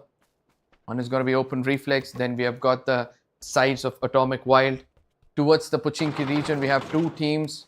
Rupesh is going to be there. The 4 guys versus that of RAKUZAN. But 4 guys, I think they're targeting the right team. because they need those early frags to pick up some really good chicken dinners from here on. Wow, RGB Gaming. The moment they saw one of the teams have headed towards the container region, they started taking charge. They're taking those shots, but unfortunately nothing land. But yeah, they have made their presence known. Again, the circle favoring Stalber. My oh my, game devs, what are you up to? At least have some kind of a patience game. Open Reflex, opening all the shots against Atomic Wild, the team who has gotten the previous winner in a chicken dinner, and now they're struggling to even go ahead and battle among Open Reflex. Looking in the open, there is a rotation being called in. Does Skinny know that Micro is running forward, getting that Jeep into the entire way? Yes, he did, but unfortunately those shots did not land. Now Skinny, he's really showed some brilliance in the previous game with that grenade, but it seems like 4 guys have been brilliant in the Pochinki as well. They've eliminated and got those early 3-4 frags for themselves, and from here on, there's not going to be stopping them. As we always say, a good start is going to allow you to get closer to chicken dinner. As the POV shifts, Atomic Wild under the radar. One player gone. Gautam is not going to be enlightened in this map. Yet they have to prove the brunt of their entire approach from the previous game. It's about statements, it's about getting those perfect frags onto their name. Atomic Wild constantly running around, and it's Open Reflex. They're not at all leaving this entire team go just like that, willy-nilly. M249 in hand, Skinny just constantly being a menace to the society. Skinny, I like his confidence. As I said in the previous game, the grenades, the way it finished off two players of a single team. I believe after that he's told his teammates that, you know what, just give me a little bit of a backup, or let me lose, let me take care of the rest of the teams. I'll give you the initials, or rather, I'll give you 3-4 frags, and that is what you'll expect from me. And look at what he's having, a 4x on an M762. I wonder how he's going to control that. Control it by running, chasing the car. Skinny? I mean, you're going to turn Skinny in chasing that car. I mean, yeah. But That's the speed at which the car is pacing forward, and he's still thinking that, oh, wait a second, I can catch him. Where are my boosters? Where are my healings? Let me go ahead and apply them. let's see. But the circle, a beautiful change in story. Look at this. I don't see Ruthless inside the circle. I don't see 4 guys. I don't see the DAESH. Oh my goodness, even though they're inside the circle, they're stepping out of their comfort, heading towards the Zarki region, trying to target the team which had more firepower than anybody else in the previous game. That is TOPG. And this collision is going to be ruthless. This collision is going to make sure both these teams are going to face heavy casualty before they head back into the circle. Love it when you see it. No way, breather. He's gonna be the first one being tackled by his horn. The entire team is converging. TOPG. The IGL has called in all the support that he needs, but how fast can the team reach? It's gonna be a perfect annihilation story for the likes of Team DAESH. They're not leaving the entire real estate. They want to charge forward. I just hope they know what they're doing, because there's a chance that RGB will also try to do the same. But I can see a dotted line, and that means some team is called in for an emergency pickup. RGB. Yes, it's going to be RGB. And amidst all these things, when they try to take off, just imagine somebody shoots them down, because there's a big collision which is going to take place exactly where they're trying to take off. Oh, it'll be a bad start for them already. Atomic Wild still trying to run around, get that loot. They did not even get that living chance to do that. And Open Reflex, they're not at all sparing them. RGB calling in that emergency pickup. And what's the 4 doing? Yes, he's also going to come in. There's a trade coming through. TOPG versus Team DAESH. They are going toe-to-toe. Already struck that ring. The bell. PG Cena flank angle. 160 ping. He has been taking a lot of beatings. Who's on the other end? He has taken the flank angle. He wants to go ahead and shut this entire scenario down. But can you see Cena? Nobody can see him. He's gonna be the unthinkable. He will deliver those deadly blows, but the flank angle equally sublime. 160 ping, 144 hertz. He knew what he's messing up against. Knocked him, sealed the deal, and now 2 players remain. No way breathe there. The IGL, he has fallen down. Nades need to connect if DAESH is thinking about executing things in a good manner. Now, forget about the nades. Bava, the MVP, he's got to be on his feet as well, right? So his position is going to matter a lot. He can fall back, come in from a different angle using those compounds, but I don't think so. It's very easy. Bava is just going to come out in the open, showcase himself, and actually, out of nowhere, it's going to be the IGL jumping from the top in style when they were all deviated to one single man. It's got to be Vapor. He doesn't breathe air anymore. He breathed out fire, and in that fire was caught two. I don't know how to put this, but all I can say is that the opponents got roasted. Indeed, they did. I love it. Jumping out from balcony and just stating death in front of the team called the DAESH. It was a good angle, but eventually got. ClanX on the other end. They are taking some fight against TOOP.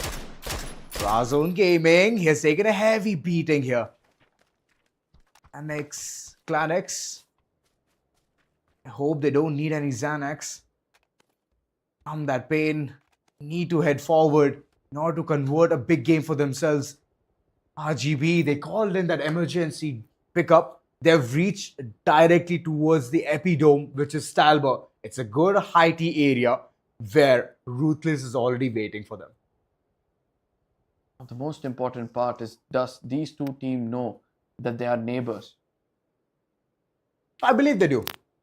Because Ruthless drove their way into this place, whereas RGB, they flew their way into this place. Yeah, paragliding, that's how they know. I don't know. I just doubt that they know.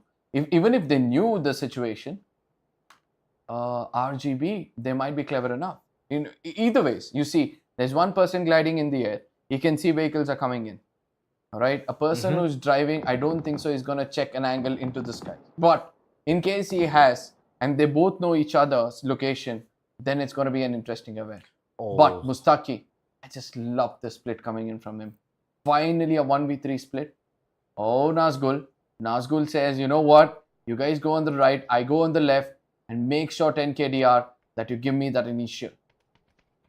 They are looking at one direction only. Not the band, but the entire crew of RGB. Checking the space out. Where can they be? Is there any flank angle that they've created for themselves? Nope, Nazgul has already confirmed it.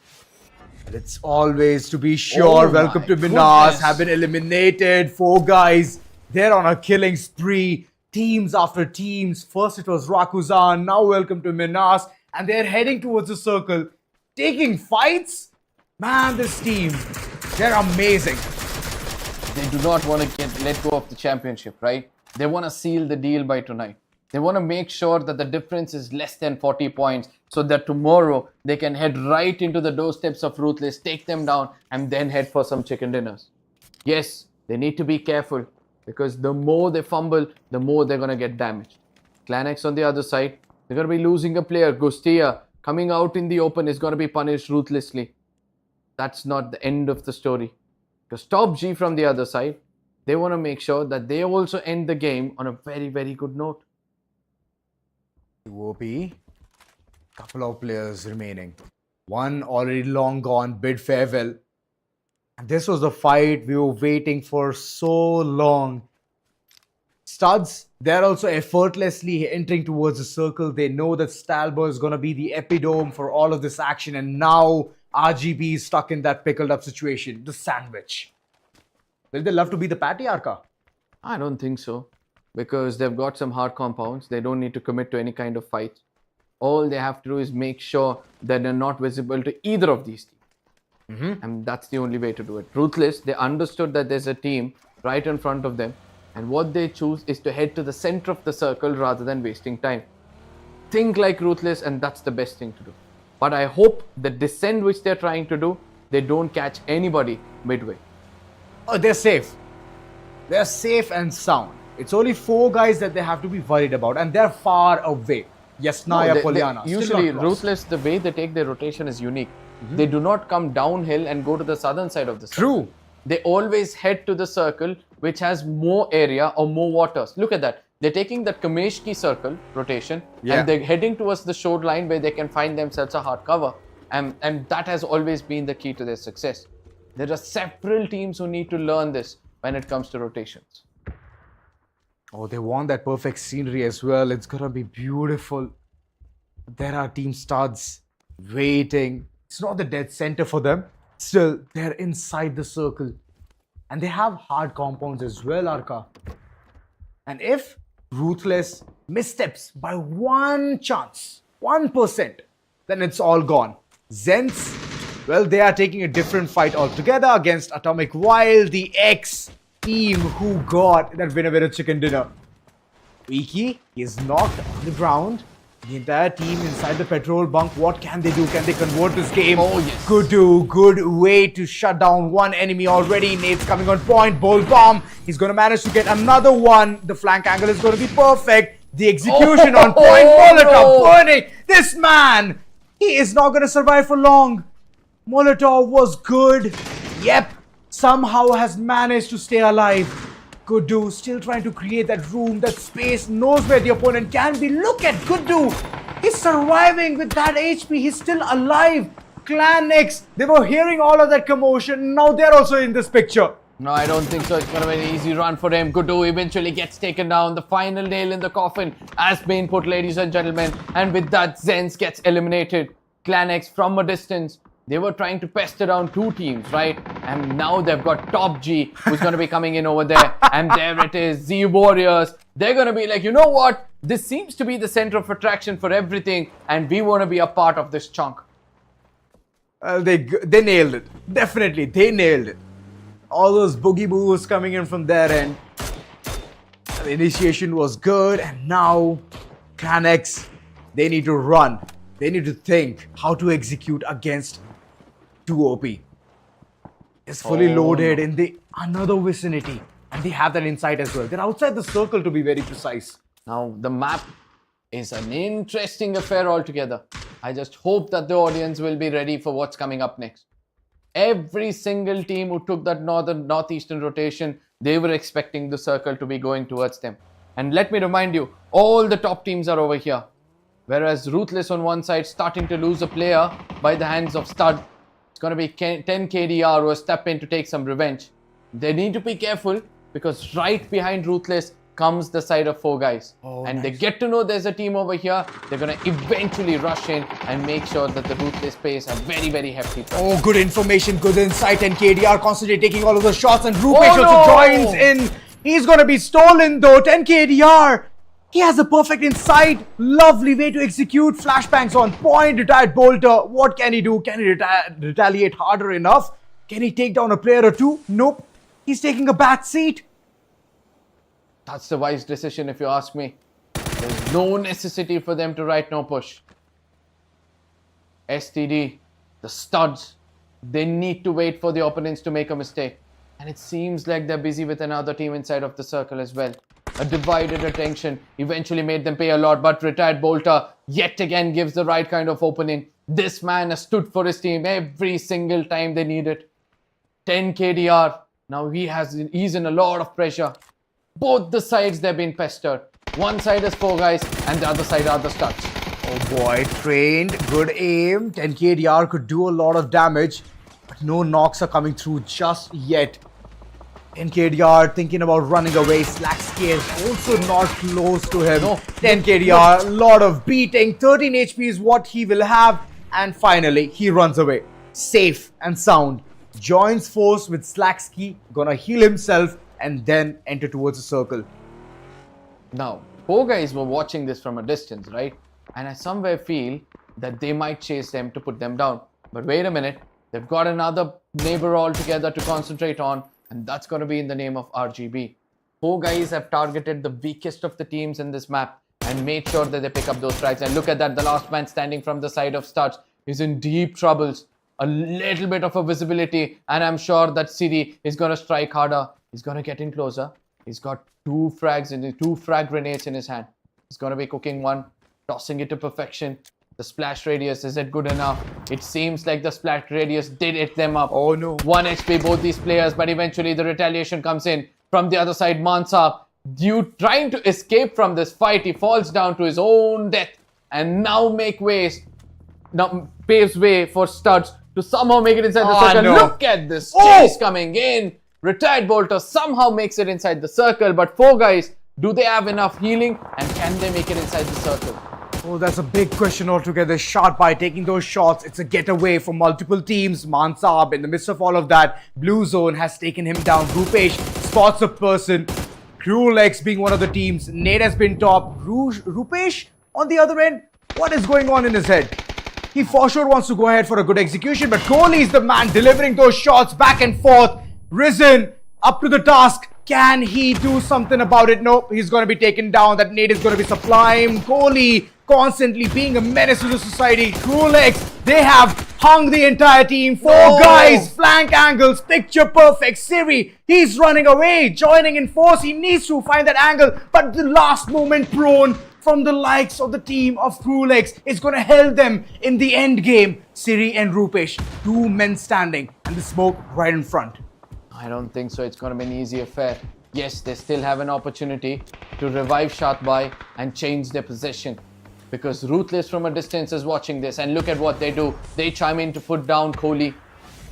That's the most important thing to do. With this, 4 guys is going to get 10 frags in their name, and I don't think so that's going to be enough. Crulex, did they just get finished off? Oh, nope. I believe 1 player is still alive. He's surviving. He's good. He's healthy. 2 players are there. 1 has been knocked. The other one, he's up for another task. The clutch task.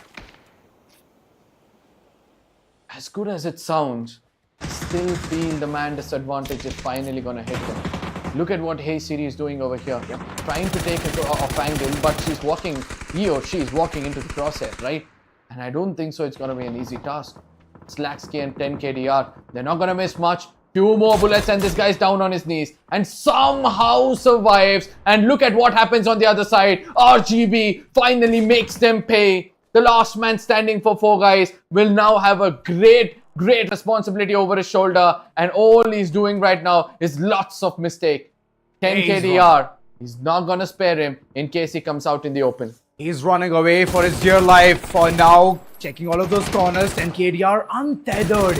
He hasn't taken a single beating. Look at Slacksky. He's just gonna run all over. 1 HP is what I can see Siri sitting at. And now he's gonna bite the dust as well. Slacksky, in the midst of all of that, has been taken down. I believe he's outside the circle, surviving, trying to thrive. No, he's safe. He's safe and sound.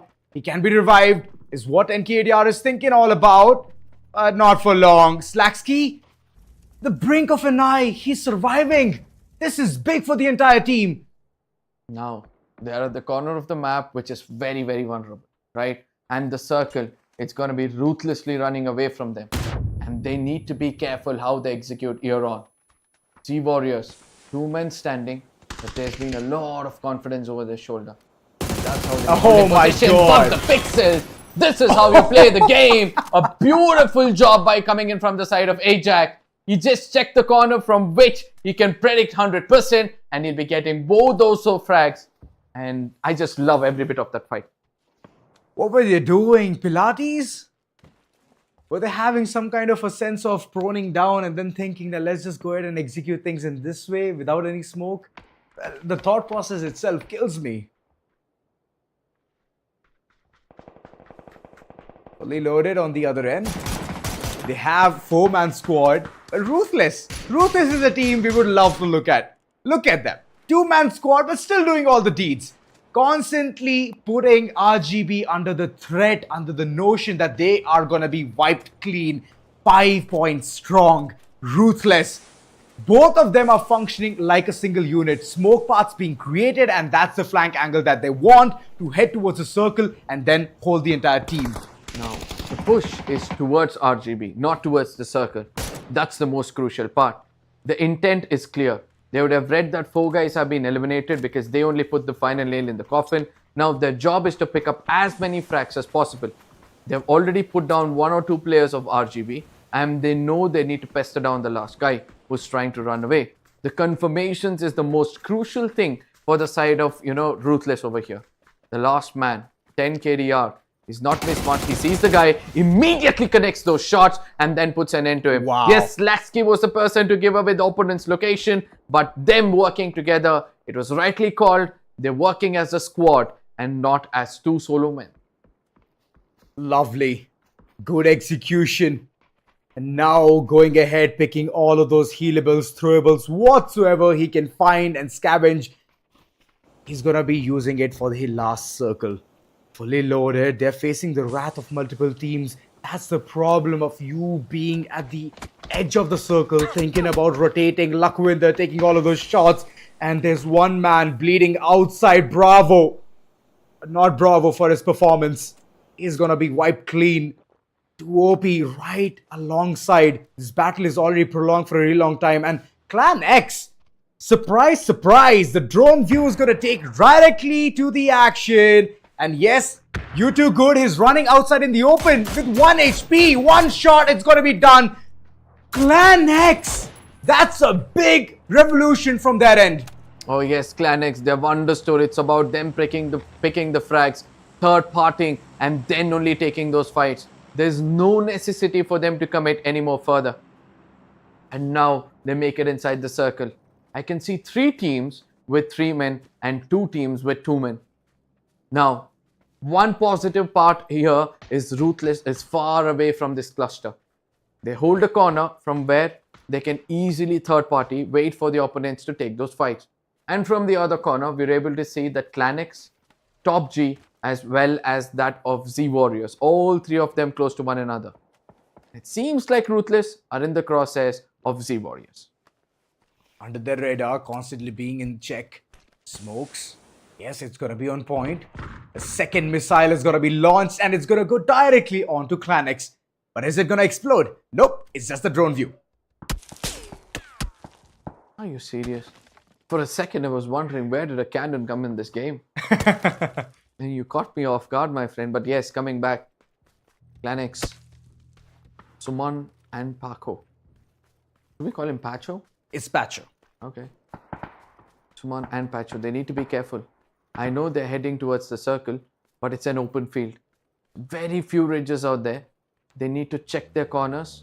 They need to make sure that they do not have any kind of ridges being left out. Pacho, the last man standing.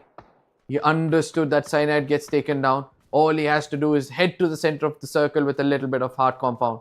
And he's has seen a rock, and he's just gonna head there and make it his home. They've seen the rock, that is good. And TOOP, they've seen the window of opportunity. They want to see the 2 players that were knocked on the ground. Suman 4K, he's yet to be confirmed. And that's what TOOP is going to go ahead and do it. Ace in hand, and they're going to be acing this one very easily. Circle is one of the primary aspects, but alongside comes those nades as well. Look at them! But this is the difference between TOOP and Ruthless. TOOP, they're working as an individual unit. On the other end, Ruthless, single unit. Oh, Cyanide. If Cyanide gets taken down, then it could be a good opening. But I don't understand why RAKUZAN is coming out in the open. The blue is going to be coming in. Slam! Oh no, it was just a rotation. Most important thing. Oh my goodness. Unnecessary one coming in from the side of Ruthless. And they're going to be paying a very hefty price, as it's going to be Baba coming in from one side to chime in. Clan X, the last man standing. Whereas on the other side, we have got TOPG with a man advantage.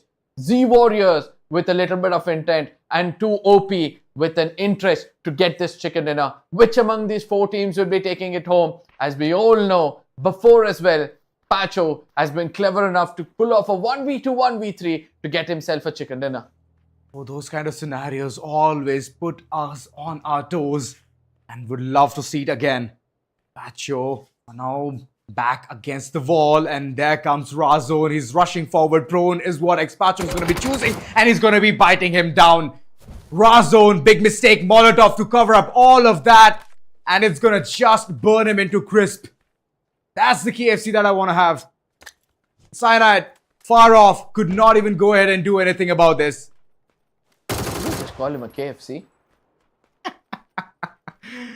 Kind of, yeah. I mean, I understand that hungry, my friend, but yep. It's a delicious meal if you look at it in one way, as a frag. I would say it's fingers licking good. Oh, come on.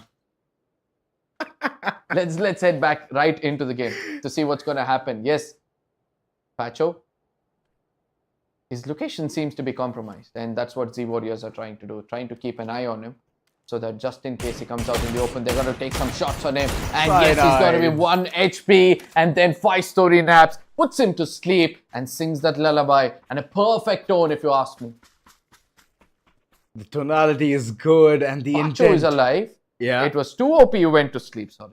Yes, Pacho is still alive. Clan X. Oh, taking all the beating, no, not for no, no, long. The moment he said that, it was infected. Who has infected this entire scenario? 3v2 is what we can see, the final battle. The battle of TOPG versus Z Warriors. Z Warriors yet to take that Ultra Instinct form onto themselves. And infected right now, he's running around, chasing his dream, trying to understand what kind of flank angle is TOPG holding. TOPG, 100 HP in all of these players. Now, what's more important is how Z Warriors are going to go in for a split. And how well are they going to execute it? We're able to see that Bava is in one corner as of now, and the rest of the 2 players are in the other corner. Whereas Infected, he's trying to be smart. He's trying to come in from another angle altogether. And I don't think so it's going to be easy for him. Ajax, his location is going to be compromised. He has the 6x with that AUG. And that's going to be crucial. If he can connect shots better than the M762 with the red dot, then why not? Bava, waiting for an opportunity, waiting for information. Both of these teams are waiting for the others to make a mistake. And once one location is going to be compromised, that is when the heart rush is going to be coming in. The circle is going to start to shrink in, and the team which is going to be feeling the blunt, obviously, is going to be TOPG. TOPG, one player already on the top of it, inside the circle. Z Warriors on the other end, Kenpachi Ajax, artificial covers all across. And Infected, now he knows the location, zeroing in. Bava, that nade is going to be very effective, harmful. 60 HP chip right off, but those shots are going to be sublime. It doesn't matter how hard you can go ahead and throw the nade. It's all about the execution. It's all about the aim, and the aim game is going to be top for TOPG. One player down on the ground, and now the push is going to come in real soon.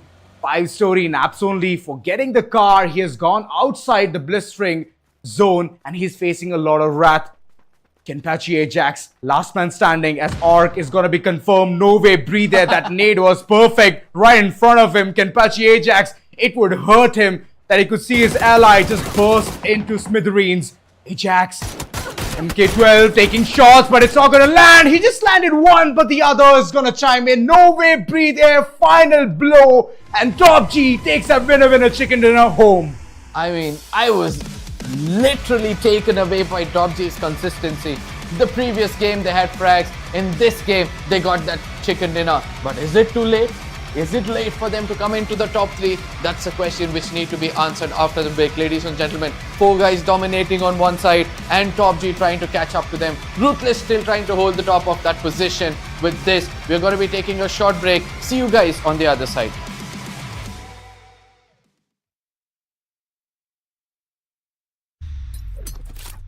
The Crucial Pro DDR5 RAM kit comes with a sleek, modern look that will complement any build. But aesthetics aside, it's the performance that really matters. So let's dive into it. The default JEDEC timings are 46, 45, 45, but it does come with 2 XMP and Expo settings for those looking for a little more performance. With XMP 3.0 Profile 1, you can push the speed up to 5600 mega transfers per second. If you prefer a slightly lower speed but tighter timings, Profile 2 offers 5200 mega transfers per second at 42, 42, 42 timings. We've run some benchmarks and stress tests to give you an idea of how it performs. In general, dropping the speed and tightening the timings with the second XMP/Expo profile yielded better results for us on our test system. Paired with a Ryzen 7800X 3D, we saw anywhere from a 1 to 5% performance bump depending on workloads. All in all, the Crucial Pro DDR5 64GB RAM kit by Micron is a fantastic choice for first-time builders and enthusiasts alike.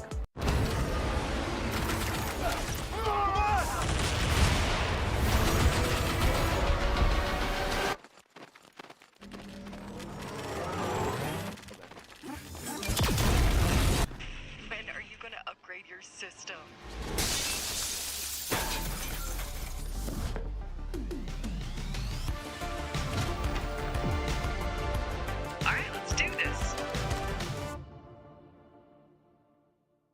Once there was a hunter who saw what others could not.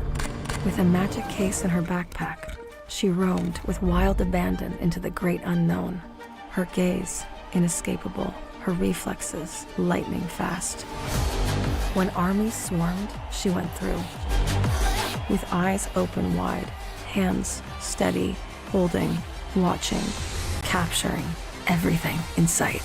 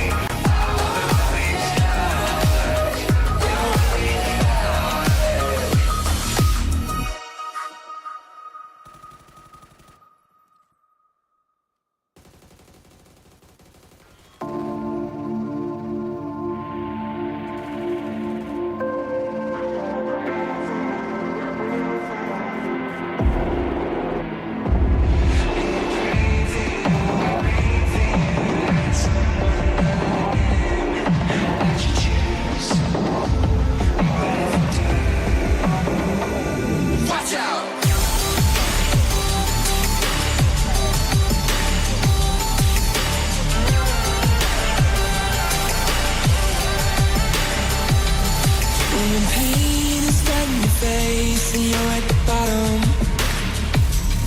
In the darkness of the night is moving on you. Oh, when the fears ruins like away, you're alive at the surface. Who are you leaning on? Who are you leaning on? And when the worst you can imagine feels like it's coming, who are you leaning on? Is it him or you leaning on?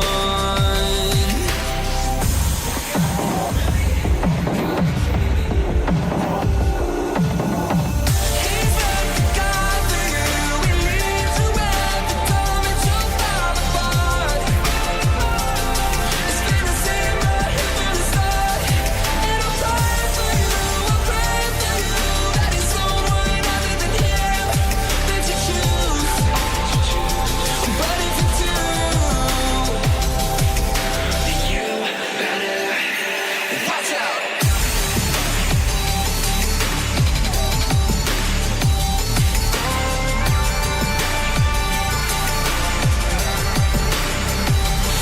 When the pain stays at your face, you stand at the bottom. And the darkness that you hate is moving on and on you. And the fears ruins like away, you're alive at the surface.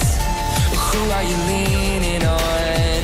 Is it him or you leaning on? He's like the God for you. He leads you every time that you fall apart. It's been the same right here from the start. And I'll pray for you, I'll pray for you, that it's someone other than him that you choose. But if you do, you better watch out.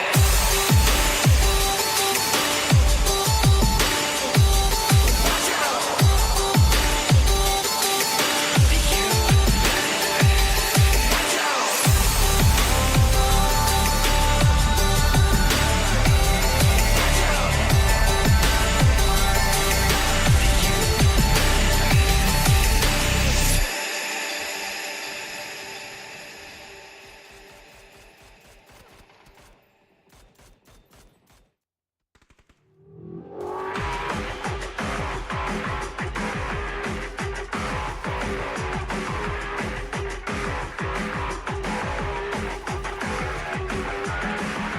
Won't you come and make my heart shake? Let me leave you feeling like an earthquake. This world is a time bomb ticking. So why are we waiting? Oh yeah. Why are we waiting? Come on, come on, come on. It's no time to waste. Oh yeah. Why are we waiting? Come on, come on, come on. It's heating up, oh, I can feel it from the inside. You're moving closer, the look didn't stop. It's like you have a way of planning it the whole time. Oh, and I can't tell whose side you're on. You wait so long. Why do you do this to me now? Pretty sure I'm turning out, be screaming out. Oh yeah. Why are we waiting? Come on, come on, come on. No time to waste. Oh yeah. Why are we waiting?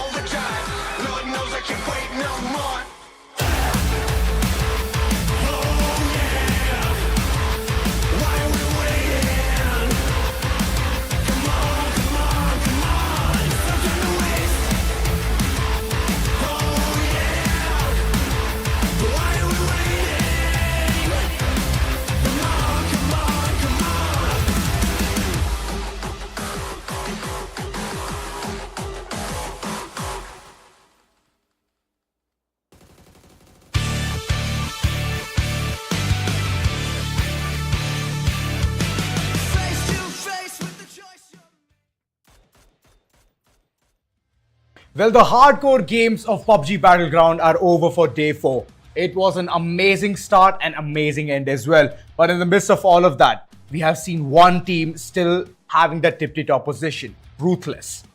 Right behind them is another team, another story altogether. There are 2-3 teams who are trying to fight for the top position, and amongst them lies another story within a story. That is, who's going to be holding the hashtag 2 position.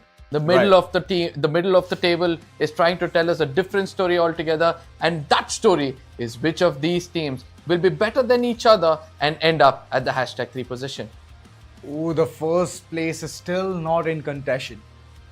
4 games that we were thinking that today is going to fall right for 4 guys. Yeah. Unfortunately, it was only one game that fell right.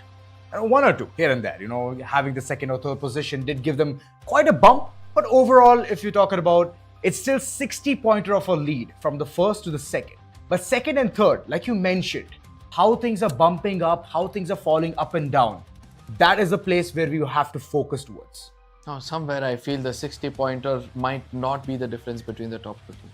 It might be a little bit lesser, but with that, we'll be heading to the match summary to check what exactly went down in the previous map of Erangel, because there were several headshots being connected, but were they impressive enough?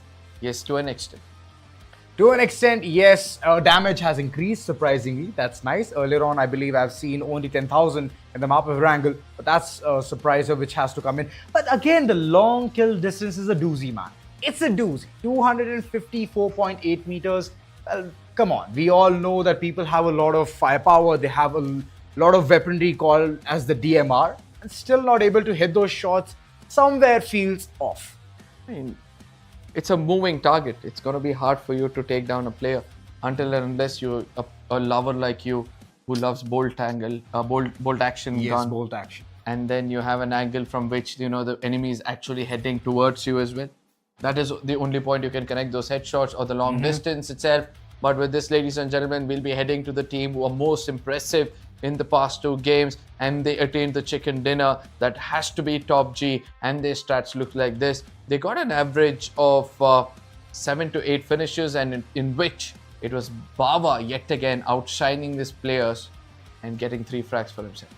Bava has been picture perfect. I don't know where he was hiding all this time, all these days, but finally when they have brought him back, it's on day 4. Yeah. Tomorrow is the final day of this grand finals, man. They have to bump up. Speaking about bumping up, there was another team who got more frags than this team, right? And I believe that, they're bumped up to almost taking the top spot. I might have spoken a little bit earlier, but still, ladies and gentlemen, nothing taken away from TOPG. We can see that, Cena was that supporter who got one for himself. No vape, breathe air. This player was impressive in the previous map. This map, he held on himself to a limit. But the match standings, that is going to give us a different story. That is going to tell us which team actually holds the top position. Oh, it's before all of that. In the map of Erangel, TOPG have squeezed out 18 points. Z Warriors on the other end, 13. Good initiative. Earlier on to this, they were having all those negative impact plays itself. But now I can see some positive in them. 4 guys with 11, Clan X with 10. Ruthless, surprisingly, yet again, they've gotten the double digit. Earlier on, they were falling 1 point shy, and now they've brought in that as well. Now, 4 guys, I'm a bit disappointed after such a, dominating performance of taking down almost 3 squads. I was expecting them to survive a little bit. But again, the half-minded commitment in that ridge area did backfire. I just hope that, they had just rushed in on Clan X and done a different story altogether. But well played for them as well. We have two OP, even they were pretty impressive. They knew exactly how to hold positions, which team to target first, and then head on into the circle. If not for the last player, I don't think so they would have achieved that 4 placement points as well. That's good. Overall, if you look at the second half of the first page, again, sadness. ZENSE, we thought that they're going to be having a powerful impact, powerful play, could not do much. It's only 1 kill on their name. At least they're not going home with 0 points is what I'm happy about. RAKUZAN earlier on itself, big Donkey Kong energy. That we were thinking that they will bring in that A factor, the positive gameplay. Second account was popping off earlier on in the third day itself. All of that is nullified. Yep. Donkey Kong has not brought in any impact. I mean, obviously, right? You can't expect the barrel to be rolling every single day. Sometimes people find your strategy proper and they come up with a proper counter strategy to that, and they make sure they hold you back. So there are several things which took place today. I was pretty impressed with TOOP. I was expecting them from the beginning of the day that they might be performing and coming out on top, and they did not disappoint me. Whereas on the other side, we were able to see that 4 guys, they continue their assault, they continue their firepower, but you know, it is Ruthless who's going to stay on. But for this game, there was one man who took the limelight all over himself, and that is the MVP of this game. It was Rupesh, who did show us some signs of brilliance for the side of 4 guys. Yes. I just hope that he was surviving a little bit more and he could have control of that final circle, because when it comes to a frontal battle, a 1v1 battle, he's always been the most successful. Those confrontations have brought him the edge, and Yeah. he's like a double-edged sword. Yeah. Very happy about him, and he has taken the spotlight as well for the team. So even though they did not come into the picture, that they got Yes. that winner chicken dinner, 11 frags strong is what they were looking. And yes, Rupesh, he was the man giving that 50%, and I'm more like 50%. Yeah, 50% contribution in all of those kills. No. You know, this is where I start to calculate the overall standings in my mind. I Okay. want to understand whether actually Ruthless has got that 50 plus difference between themselves and 4 guys, because I don't think so 4 guys have caught up. Somewhere I felt that, course. you know, they had got 5 to 6 points difference in each of these games. Ruthless were clever enough. They Always. understood in the first 2 days, they've done the heavy lifting, and now it's the average of 10 they need to carry in every single map. And that is what they're trying to do. On the 3rd day, they were targeted well. They were not allowed to put any points on the table in 2-3 games, and that is how they were restricted. But this time around, they're still holding that 10-pointer difference. 10-pointer, 20-pointer, whatever the lead is, we want that overall. We want to go ahead and look at those point systems. So let's just go ahead, not waste any time, and look at the overall standings of all of these teams. How have they performed moving in towards day 4 of this stream?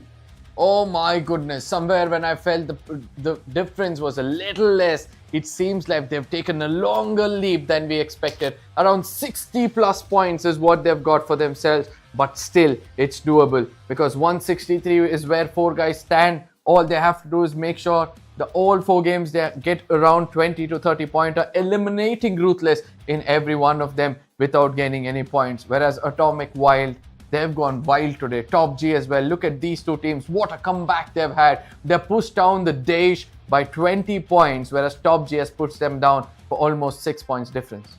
Lovely. Ruthless. My oh my. Talking about this team, it's like belittling ourselves. You know? They're so good in their game. First to hit 50. First to hit that ton. First to hit the double ton. 224 points. That's the difference between Ruthless and Big Empire Esports. I mean, I'm not shocked there. What I'm more shocked is they have more kill points than the total points of most of the teams out there. Atomic Wild total points is 126. Just by kills, they outnumber them with 143 kills. Oh my goodness. And 5 chicken dinners. No wonder this team was the champion and are the defending champions. Champions of the previous season, to be specific, and the defending champions of this title itself. Whereas 4 guys, they're thriving hard. Even they've got some decent amount of kills. But I think that is where they lack, the possession points. If they could convert those chicken dinners more, there itself they would have got some 30 points for themselves. The only team I believe can go ahead and contest against 4 guys and Atomic Wild are TOPG and DAESH. They have those numbers for themselves. And all they have to do is be consistent tomorrow. Tomorrow is the final day, Arka. It's the final day. 4 maps is what they play. And in 4 maps, they need to get those winner chicken dinners. They need to get those kills in double digits, good manner. And that's where the winner chicken dinner, the 10 point that they're looking for, will complement the entire performance. So it's a big cat and mouse chase, man. I don't think so it's going to be easy. As I'm telling you, all these teams who are on the top of the table, they'll try to avoid fights. Yes. They'll try to come late into the circle or hold the center of the circle. You know, shy away from fights until and unless they've got 3 to 4 position points. and Yeah. after which they'll try to, open up their guns. So somewhere I feel that the teams in the bottom, they have nothing to lose. All they have to do is try to make it into the top 10. Just go wide. Go drop clash every other team out there. Try to see how much more you can push your gun power, and probably the next season you can come back over here and make yourselves the champions. So Arka, what didn't happen today is going to happen tomorrow, which is Big Empire Esports getting that 1 point onto themselves. That is if they come. That is if they come to play. Yes, if it's going to be no show, then of course it's going to be 0 itself. But yes, beautiful day, man, Arka. Yeah. Beautiful day. Enjoyed every bit. Enjoyed every bit. Surprising winner chicken dinners. No redundancy, nothing. And that's what we were hoping for. It was delivered. But for you guys, we have some products in the garage. Let me just go ahead and expose it to you, right? So first off, it's gonna be Crucial's latest DDR5 Pro 5600 CL46 RAM, which delivers 1.75 times faster speed than a DDR4 RAM. So what are you guys waiting for? Go ahead and upgrade. That's the Up most, next.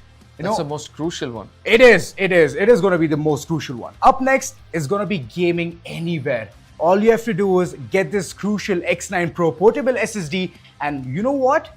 It delivers speed up to 1050 MB per second. It's very vital if you want to go ahead and play anywhere, anytime. All you need to do is plug it, and that's all. Moving forward, the third thing for My you favorite. all, your favorite. Okay, you want more FPS? Of course, we all have it. To make gaming better, we have the GeForce RTX 4070 Ti Super. Experience effortless 1440p gaming, and that's how you can go ahead and get those maximum FPS and play this game even better on high res. So yeah, it comes in white as well. So go ahead, upgrade your PC and do whatever you want to do. 1440 is going to be the new 1440p. default. It's gonna be the new default. That's actually the so- resolution that people go ahead and get it, right? But you know, all of this high-class information, the game has been strong of the esports club, right? How's it done? Let me just go ahead and tell you. This garage is powered by Brainstorm, designed by Fury, and beautifully executed by the esports club, where esports is done right. Absolutely right. It's not just right. I think it's time for them to change it. Where the esports is done absolutely right. Because every single thing in this garage looks so beautiful. For the first time, I feel that I look too good. And it's time for me to change my profile picture. Why don't you pose one for me? Let's pose one and take a screenshot. I'm just gonna act like I'm freezing. This, Okay. this guy. Come on. Be All a right. player. All right. sometime. There you go. All right, ladies and gentlemen, with this, we would like to tell you to follow us on our socials, and it becomes easier for you to get to know how the overall standing stands, how the match standing have been so far, which team has got a greater opportunity to become the champions. It's all below right here. So Instagram and X as well. So see you guys over there, because we are also in the comment section trying to debate with one another whether the point difference is actually 60 or 70 for so. But with this, ladies and gentlemen, let me tell you what is going to be happening tomorrow. Tomorrow is going to be the final 4 maps which is going to be played of this Gauntlet season. That's right. And with those 4 maps, we are going to be crowning one team as the champions. And it seems like they're going to have to chase it, because 4 guys are right behind them. They've got just 50 to 60 points to catch up. And with an average of 20 in 3 games, they'll be able to catch up, and they'll have one more game to just go in and target. Whereas the teams on the bottom of the table, they have realized it's all about the gun power which they need to showcase. They have not had points for themselves, but they can leave a mark in this tournament. Whereas there are several teams like the DAESH, there are several teams like TOPG who are aiming for that 2nd and the 3rd position. So the story is still not over. Hope you guys understand the seriousness of this, and also share it among your friends. Tomorrow, the final day, is going to be the most crucial one, ladies and gentlemen. With this, I believe it's time for us to say goodbye. Do not forget to come in tomorrow, because we both are going to be in a unique attire for you guys. But at the same time, we're going to bring in some unique stats. Till then, take care. Bye-bye. This is going to be Arka. With me is going to be Zora. And I think it's good for us to say good night.